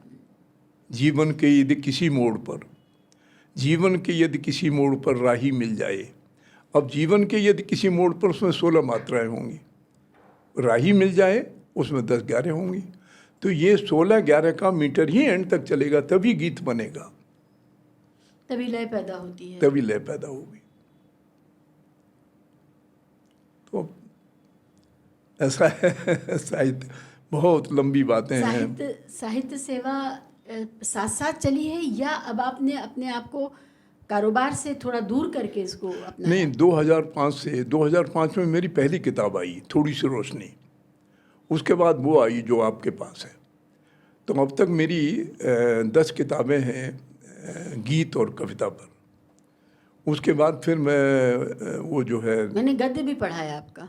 हाँ, मेरा गद्य जो है, गद्य में भी किताबें हैं 1-2, फिर इसमें इंजीनियरिंग में 2 किताबें हैं और मीडिया पर 3 किताबें हैं जो मैं संपादकीय लिखता हूँ अपना पेपर में। तो 2-3 साल में इतने संपादकीय हो जाते हैं कि फिर वो दर्शकों के लिए मैं बताऊं, गौर साहब एक गौर टाइम्स के नाम से भी एक अखबार निकालते हैं और उस अखबार के एडिटर हैं और वो बहुत पाबंदी से निकल रहा है वो अखबार, और उसमें समाज की और राजनीति की और देश की सभी बातें हैं, सभी चिंताएं हैं, स्वास्थ्य की चिंताएं हैं और उनके विषय पर बहुत अच्छा मटेरियल आ रहा है, बच्चों के लिए भी, लेडीज़ के लिए भी, सब। संपादक की भूमिका में आप जब हैं, कितना कठिन है अपने जो मटेरियल आता है जी, उसको, उसकी गुणवत्ता को बनाए रखना? हिंदी पत्रकारिता में एक बहुत बड़ी मसला ये हुआ, एक तो भाषा के स्तर पे।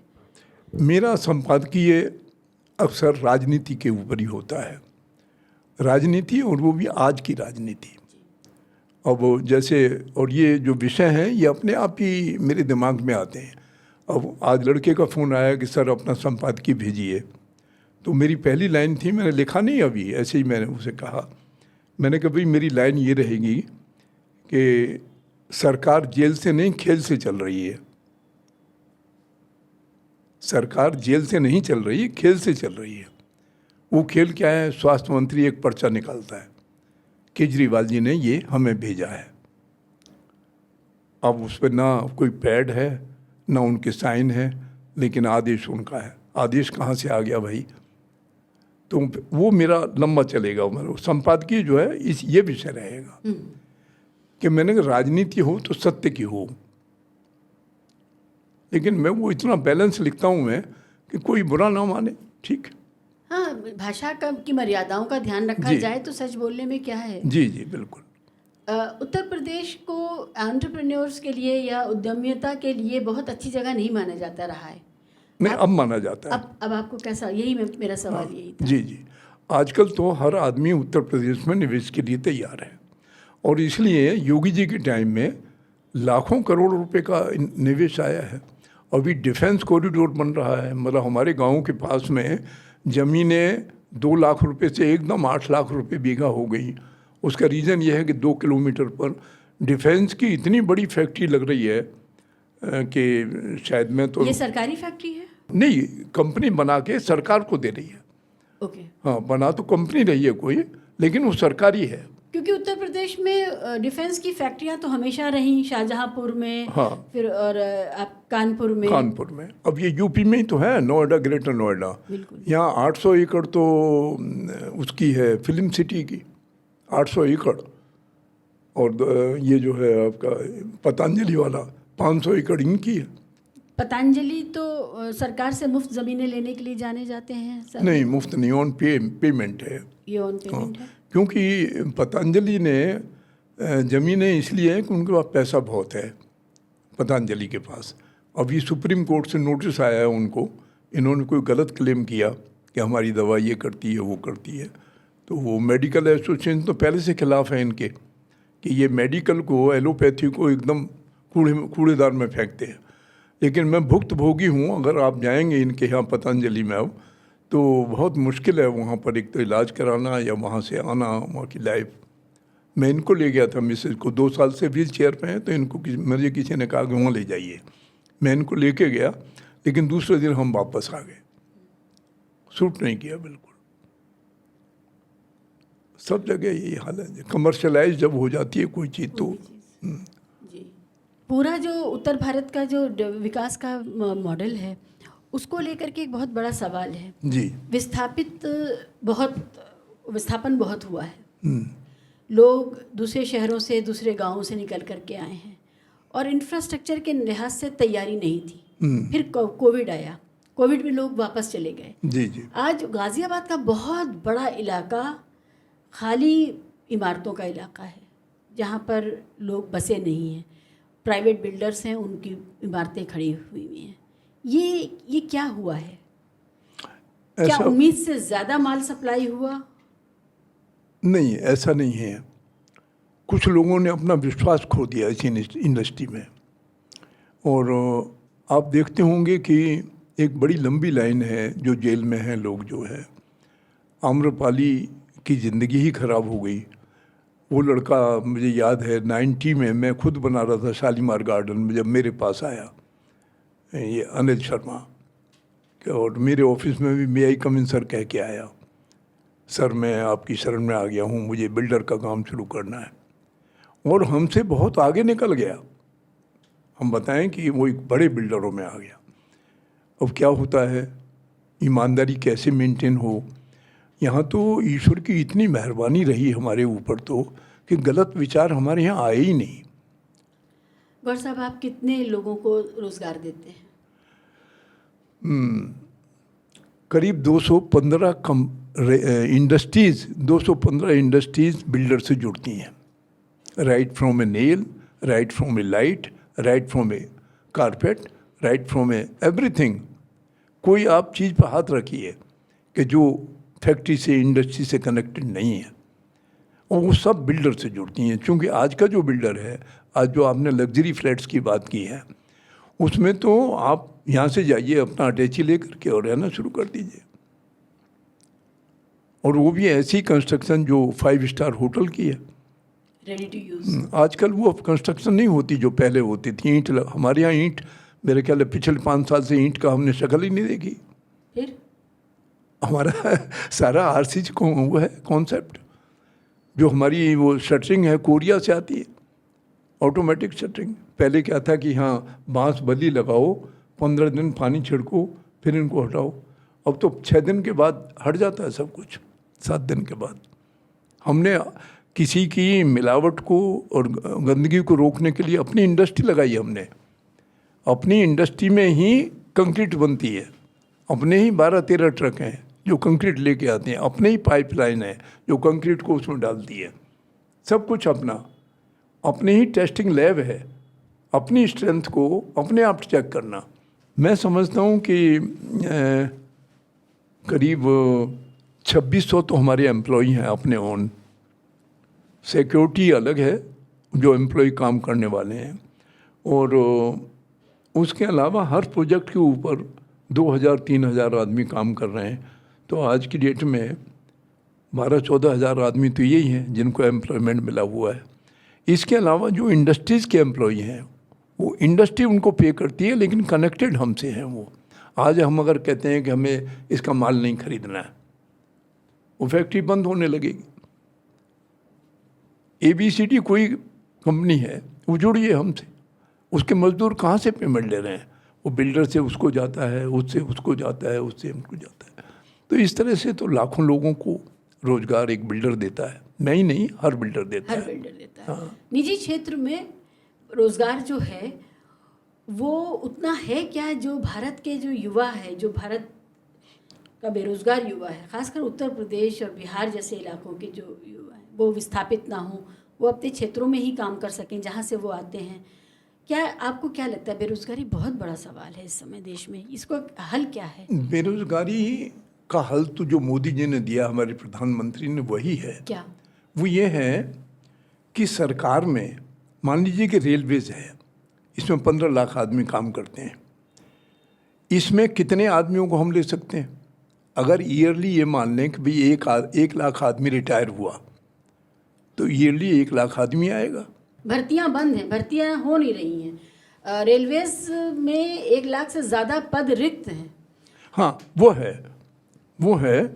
और वो क्यों है उसका भी मैं रीज़न बता दूं। जैसे आजकल आप देखते हैं AI का बड़ा चलन है, ऑटोमेशन हुआ है, सिग्नलिंग का ऑटोमेशन हो गया है बैठे बैठे। पहले क्या था कि सिग्नल देने के लिए एक आदमी लालटेन लेके जाता था। पहले क्या था, रेलवे का ट्रैक मेंटेन करना है कि एक्सीडेंट ना हो, तो एक गैंगमैन होता था, उसके एक थैला होता था, वो यहाँ से 3 किलोमीटर चलेगा, नहीं 10 किलोमीटर चलेगा, एक आदमी उधर से 10 किलोमीटर आएगा, फिर वो ट्रैक बदल देंगे, लाइन, ये उस पे जाएगा, वो इस पे जाएगा, वो अपोजिट डायरेक्शन में जाएगा, वहाँ जाएगा। पहले रेल की रखवाली ऐसे होती थी, आजकल ज़रूरत नहीं है। तो वो जो पद खाली हुए, लैंपमैन, सिग्नल मैन, पॉइंट्समैन, ये जितने भी पद थे, फाटक के, जो रेलवे फाटक होता है उसके, ये गेटमैन, ये जितने भी मैन थे सब पद खाली हो गए। उनकी ज़रूरत नहीं है रेलवे को। अब रेलवे को ज़रूरत किन की है कि नए प्रोजेक्ट में इंजीनियर्स की ज़रूरत है, इंजीनियरिंग सुपरवाइज़र की ज़रूरत है, बड़े कॉन्ट्रैक्टर्स की ज़रूरत है, उन चीज़ों की ज़रूरत है। इसीलिए वो पद जो हैं खाली पड़े हैं। आप निजीकरण को किस नज़र से देखते हैं? रेलवेज़ में भी हुआ है, आपके विमानपत्तन में भी हुआ है, हवाई अड्डों में भी आप देखते हैं कि प्राइवेट प्लेयर्स आ गए हैं। ये निजीकरण क्या अच्छे के लिए हुआ है? क्योंकि ज़्यादातर कहानियाँ जो रेलवे से आती हैं, ख़राब खाना, ख़राब व्यवस्था, और बल्कि कॉस्ट कटिंग बहुत ज़्यादा हो गई है, क्योंकि जब व्यापारी आता है तो वो तो प्रॉफिट मिंटिंग के लिए आता है। जी जी। और उसमें जो गुणवत्ता का सवाल है वो बहुत बड़ा। आप रेलवे से जुड़े रहे हैं और ख़ुद आप उद्यमी हैं। जी जी। ये आप इस तरह का मिक्सचर हैं आप एक में, कि आप उधर की भी कहानी जानते हैं, इधर की भी कहानी जानते हैं। क्या लगता है आपको, क्या इस तरह के निजी क्षेत्रों को प्राइवेट हाथों में दे देना चाहिए था? ये सवाल अपने आप में काफ़ी गंभीर सवाल है कि या तो रेलवेज़ खुद इसको, जैसे कि पहले होता था, खुद करती थी सारे काम, कैटरिंग भी अपना है तो ये भी अपना है, सब वो अपना है। गलतियां तो वहाँ भी होती थी, लेकिन यहाँ जब एक काम का जब फैलाव होता है, अभी आपने एक घर बनाया है, ये बहुत सुंदर घर बनाया है, अगर आपको, ये आपने खुद बनाया, अपने आदमी चुने, अपने आदमियों को लाए, अगर ऐसे ही आपको कह दिया जाए कि 15 घर और बना दीजिए, तो आप नहीं बना पाएंगे। आपकी मजबूरी होगी कि बाहर से आदमी लाएंगे। सुपरविज़न आप कर सकते हैं कि भाई टेबल ऐसी लगेगी जैसी हमारे पास है, ये तो आप कर सकते हैं। और वही आम तौर पर ये हो रहा है डिपार्टमेंट्स में। ये उनके बस का भी नहीं है कि जो फैलाव हो रहा है उसको स्वयं संभाल सकें। हाँ, इसके लिए बड़ी स्ट्रिक्ट डिसिप्लिन की ज़रूरत है। मान लीजिए कि कैटरिंग का ठेकेदार है, उसके यहाँ गलती पाई गई है, फ़ौरन कैंसिल करके दूसरा ठेका, उसको लाखों का नुकसान दे दीजिए। यानी रेलवे को चाहिए कि लाखों का नुकसान, भले कोर्ट में जाए, कहीं जाए, लेकिन उसको बर्बाद कर दीजिए एक तरह से, नया आदमी लाइए। अगर ये कानून इतना स्ट्रिक्ट हो जाएगा तो चीज़ें ऑटोमेटिकली ठीक होंगी। सही, तो ये निगरानी करने वालों के ऊपर ये जिम्मेदारी है जी जी कि वो कोताही बर्दाश्त ना करें। हाँ, और लेकिन जो बाइफर्गेशन आपने कहा कि ये जो कॉन्ट्रैक्टर्स का लाना और ये सब करना, ये डिपार्टमेंट्स की मजबूरी बनती जा रही है, क्योंकि वो इतना काम अब कितनी आप समझिए कि वो कौन सी ये जो मोदी जी ने रेल चलाई है वंदे भारत, कितनी वंदे भारत, और वंदे भारत भी ऐसे बना रहे हैं, ये ऐसी ऐसी ट्रेन बना रहे हैं जो बिल्कुल हवाई जहाज का आनंद देंगे आपको, हर सीट के ऊपर मगर कंप्यूटर। उसमें एक परेशानी ये हुई है कि वंदे भारत की कीमत पर जो बाकी की साधारण रेलवे है उसको इतना ज़्यादा पीछे कर दिया गया, प्रायोरिटी में वंदे भारत है, तो बाकी सारी ट्रेनें अपने शेड्यूल को खो चुकी हैं बिल्कुल, और वो वहाँ बहुत गड़बड़ झाला हो गया। जी जी तो जी ये आम आदमी के चलने का जो साधन है, वंदे भारत तो खास लोगों का है, जी जी। लेकिन आम आदमी के जो साधन है असली तो एक्टिविटी वहीं पर है। देखिए मैं आपको बताऊं, जब से ये कौन है नए मंत्री आए, वैष्णव या कौन ने, ये कोशिश ये हो रही है कि जो आम आदमी की रेल है उसको भी वंदे भारत के पैटर्न पे लाया जाए, लेकिन मास इतना ज़्यादा है, इतनी ज़्यादा पॉपुलेशन है कि वो एकदम हमें दिखाई नहीं देगा। जैसे अब आज हम विकास की बात करते हैं, विकास कब दिखाई दिया? 10 साल के बाद, 8-10, पहले 2-4 साल तो पता नहीं चला कि विकास हो रहा है। वैसे ही जो रेल का ये सिस्टम है जो चेंज हो रहा है, पहले कहाँ थी ये जो आप बता रही हैं कौन सी रेल? वंदे भारत। वंदे भारत पहले कहाँ थी? 1 चल गई, 2 चल गई, आज 90 वंदे भारत दिल्ली से चलती हैं। अब धीरे धीरे क्या है कि जो पुराना सिस्टम है उसको ख़त्म कर रहे हैं और उनको भी सुविधा दे रहे हैं, क्योंकि वो भी तो किराया देते हैं, वो भी तो लोग किराया देते हैं ना, तो वो धीरे धीरे इनको लाना पड़ेगा। आपको साहित्यकार के तौर पे ही मैं ज़्यादा बात करना चाहती थी, और बात बार बार देश भर की समस्याओं पर चली जा रही है। जी, आखिर में तो बस अब ऐसा करें, जनरल बात छोड़ करके थोड़ी सी बात वो कर लें, साहित्य की। यही मैं वापस साहित्य पे आना जी जी, चाहती हम वहीं आ जाइए। हूँ। जी, युवाओं को साहित्य से जोड़ा कैसे जाए, क्योंकि साहित्य से दोस्ती अगर युवा हमारे नहीं करेंगे, और वो भी देशज साहित्य जो है, जो देश का साहित्य है, अगर उससे उनके मुंशी प्रेमचंद को पढ़े बिना उत्तर भारत को समझना किसी भी युवा के लिए, इसी तरह शरद चंद्र चट्टोपाध्याय को पढ़े बिना देश में महिलाओं की स्थिति, जातिवाद, ये सारा कुछ समझना, मुझे ये लगता है कि शिक्षा के नाम पे जो हमें मिला उसने हमें सिर्फ रोज़गार की दौड़ में ऐसे लगाया है। मेरे दौर में भी यही था, आपने भी कहा आपके पिताजी को फिक्र थी कि किसी तरह नौकरी में आ जाए तो जीवन चलता रहेगा। हमारी अगली पीढ़ी को भी यही फिक्र है कि जीवन, तो शिक्षा का उद्देश्य वहाँ से तय हो जाता है। साहित्य से दोस्ती कैसे कराई जाए? देखिए, साहित्य को जो मैं 2-3 तरफ से 2-3 बातें मेरे दिमाग में आ रही हैं कि आजकल के जो मंच हैं कवियों के, उन्होंने साहित्य का बड़ा नुकसान किया है। जो मंचीय कवि हैं, कभी कभी मुझे बुला लिया जाता है, मैं चला जाता हूँ, लेकिन आमतौर पर मैं नहीं जाता, मैं लिखता जाता हूँ। मंचों पे बहुत ही कम जाता हूँ, बुलाए भी कम जाता हूँ, क्योंकि उसके लिए एक महिला के तरह का स्वर होना चाहिए, कवित्रियाँ इसीलिए भी ज़्यादा हैं। तो दूसरा क्या है कि फूहड़पन भी चाहिए मंच को कामयाब कराने के लिए। द्विभाषीय शब्द चाहिए, द्विअर्थी शब्द चाहिए मंच को, लोगों को हंसाने के लिए। तो जो मंच थे पहले, मंच ऐसे नहीं थे, अब तो कॉमेडी शो बन गए हैं, कविता के कॉमेडी मंच। शो बन गए। तो जो हमारे आजकल के मंच हैं, अगर आपके यहाँ कोई कवि सम्मेलन हो रहा है तो जो करा रहा है वो क्या लिखता है? ऑल इंडिया इंटरनेशनल कवि सम्मेलन उनकी दिन दुनिया में हुआ, इंटरनेशनल कवि सम्मेलन। और भाई उसे पूछो कि भाई जामा मस्जिद के पास एक हवेली में कार्यक्रम हुआ, तो उसे आप काव्य संध्या कह सकते हैं, काव्य गोष्ठी कह सकते हैं, मुशायरा कह सकते हैं, लेकिन इंटरनेशनल लेवल का आप उसका नाम दे रहे हैं। तो एक तो ये चलन हो गया। दरीबे में पीपल वाली गली में 10-15 आदमी बैठे और वो अंतर्राष्ट्रीय कवि सम्मेलन। मैंने तो बड़ा भुगता है इसको, मतलब मैंने जाना ही छोड़ दिया। फिर मुझे जब बुलाया गया किसी इंटरनेशनल काव्य संध्या में, मैंने छत पे जाके दरी बिछा दी, वहाँ बैठे हैं लोग। बाद में इतना बड़ा समोसा और एक गुलाब जामुन आई, उसके अंदर मैंने हाथ जोड़े, पूजा की उसकी, मैं चला आया। मैंने कहा मैं खा के मरना थोड़ी है मुझे, तो मैं ऐसे देख करके कान पकड़ लिए कि मैं नहीं जाऊँगा, लिखूँगा, अपनी किताबें आएंगी, कोई अच्छा अब साहित्य अकादमी ने बुलाया था, और साहित्य ये जो अभी मेला हुआ साहित्य अकादमी का, सारे भारत का मेला था, उसमें मेरी कविता का पाठ था। अब इतना मैं दुर्भाग्य कि उसी दिन मेरे मंदिर का लोकार्पण था गांव में, सेम डे। फिर मैंने लिख के भेजा, उन विचारों ने तो मुझे चुना था, लेकिन मैंने कहा भाई मैं नहीं आ सकूँगा। तो लोग बड़ी कोशिश करते हैं कि किसी तरह साहित्य अकादमी में हम आएँ, लेकिन मैं नहीं जाएगा। तो ये मंच ने बड़ा ख़राब किया साहित्य को। दूसरा, हमारी जो शिक्षा थी, शिक्षा पद्धति, उसमें जो साहित्य की किताबें थीं वो आउट कर दी। उसमें कहीं भी कोई प्रेमचंद की, कोई दूसरी कोई नॉवेल या कुछ नहीं, सब गायब कर दिया।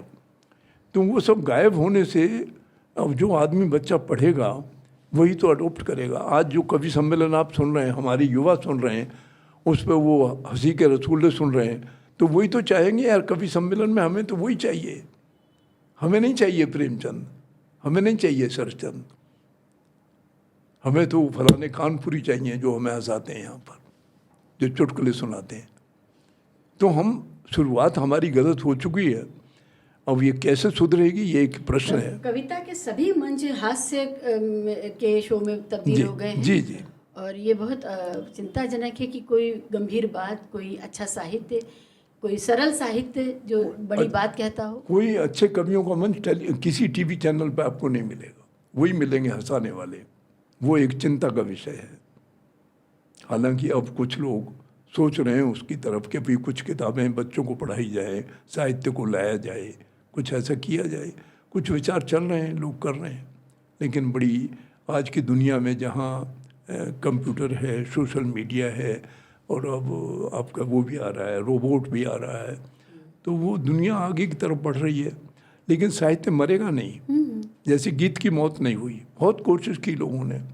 राजेंद्र यादव के टाइम में, आज से कई दशक, 60 के दशक में तो गीत रहा ही नहीं, ख़त्म कर दिया उसको। कहानी रही नहीं, नई कहानी आ गई। कविता रही नहीं, अकविता आ गई।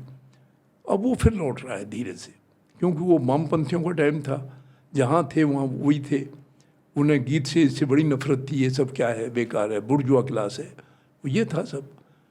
लेकिन वामपंथ में बहुत कविताएं और बहुत गीत गाए जाते हैं जो उनका जो रिवोल्यूशन का जो आइडिया है, वो सबसे ज़्यादा आपको वामपंथ के जो सर्वहारा के जो गीत हैं, मजदूरों के जो गीत हैं, हाँ, और जो कविताएं हैं, जी, वो बहुत चलती हैं वहाँ पर। नहीं, वो चलती हैं, और अभी उसकी ज़रूरत भी मैं महसूस कर रहा हूँ, जब तक कि वो वर्ग जो नीचे का वर्ग है वो निकल के नहीं आता।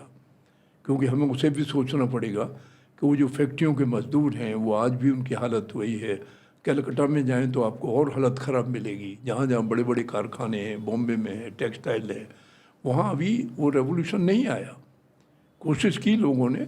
लोग असल में क्या है कि पहली जैसी कोई चीज़ें नहीं रही। पहले जैसे कम्युनिस्ट वामपंथी नेता नहीं रहे। आजकल के वामपंथी नेता बहुत सारे तो रंग बदल लेते हैं अपना।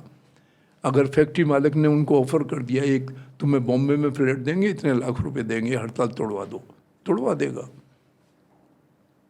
वो। चलो, यानी वो ख़त्म हो जाएगा। मजदूर की लाइफ तो वही रह जाएगी जो थी। तो अभी उसकी ज़रूरत है थोड़ा सा उधर ध्यान देने की। आपने मज़दूर की लाइफ की बात करी है। मज़दूर को सुरक्षा देने वाले जो कानून हैं, जो श्रमिकों के लिए जो कानून हैं, लेबर लॉज हैं, वो बहुत वाटर डाउन कर दिए गए, बहुत हल्के बना दिए गए। मालिकों के हाथ में ही सब कुछ है अब। ख़ासकर सुरक्षा और स्वास्थ्य का जो सवाल है मज़दूर का, वो इन कानूनों से बहुत ज़्यादा अब बाहर चला गया है। और सच्चे मायने में शिवाजी वो कानून लागू भी नहीं होते। वो आपने जैसा कहा कि मालिक के हाथ में रह जाते हैं। एक जो मजदूरों का एक नेता होता है, डायलॉग उसके बीच में और फैक्ट्री के मालिक के बीच में रह जाता है। I am representative of 500 man, और मैं आपसे बात करने आया हूँ। आप कहते हैं भाई हड़ताल ख़त्म करा दो और तुम जो चाहो ले लो। बात वहाँ ख़त्म हो जाती है। अगर वही बात वो नेता कहे कि नहीं। चीज़ें हमने कई बार फिल्मों में देखी हैं कि मजदूर नेता किस तरह सौदा करते हैं मालिक से अंदर बैठ के। जी जी। अब तो वो भी ख़त्म, अब तो कॉन्ट्रैक्ट सिस्टम आ गया है। अब हाँ। डायरेक्टली कोई किसी का एम्प्लॉय है ही नहीं, अब तो कॉन्ट्रैक्टर भेजता है। जी जी जी, अब वो चीज़ ख़त्म हो गई है, कॉन्ट्रैक्ट सिस्टम हो गया है। बहुत चीज़ें असल में वो परिवर्तन धीरे धीरे हो रहा है। और लेकिन ये अच्छा तो नहीं है। मालिक का अपने मज़दूर के साथ कोई आदान प्रदान का रिश्ता नहीं है, कोई जिम्मेदारी का रिश्ता नहीं है। मज़दूर आप मालिक के लिए अपने आप को वफ़ादार और ज़िम्मेदार और उसके दर्दमंदी के साथ काम करने के लिए अपने को प्रेरित नहीं पाता है, और मालिक भी जो उसका मुनाफा है उसमें वो उसके साथ शेयरिंग के लिए उसके लिए कोई भाव पैदा नहीं होता है, क्योंकि वो जानता ही नहीं है अपने मज़दूर को। ये स्थिति बेहतर तो नहीं है। चलिए, बहुत अच्छी बातचीत रही। पुरानी दिल्ली में बैठ करके आपने पुरानी दिल्ली को भी याद किया, नई दिल्ली की भी बातें की, जी। और नया जो संसार आप बसा रहे हैं उनकी बातें की। गॉडसन्स की तरक्की आम आदमी की तरक्की है, क्योंकि एक बिल्कुल साधारण सा एक शख्स ये तय करता है कि वो जो कर रहा है वो काफ़ी नहीं है, उसको बाहर निकलना है इस दायरे से, और बाहर निकल के कुछ करना है। लेकिन और हमारी साहित्य पे बातें बहुत कम हुई। साहित्य पे बातें कम हो पाई हैं। हम फिर बैठेंगे साहित्य पे चर्चा करने के लिए, और साहित्य पर विशेष चर्चा के लिए विषय चुन करके बैठेंगे। ठीक है। तो और उस दिन हम ये सब बातें नहीं करेंगे, साहित्य की ही बातें साहित्य की बातें करेंगे। तो मन तो साहित्य में रमता है, बाकी तो सब राजकाज है, कामकाज है, होता रहेगा। आप लोगों का बहुत शुक्रिया हमसे जुड़े रहने के लिए। धन्यवाद। शुक्रिया गौर साहब।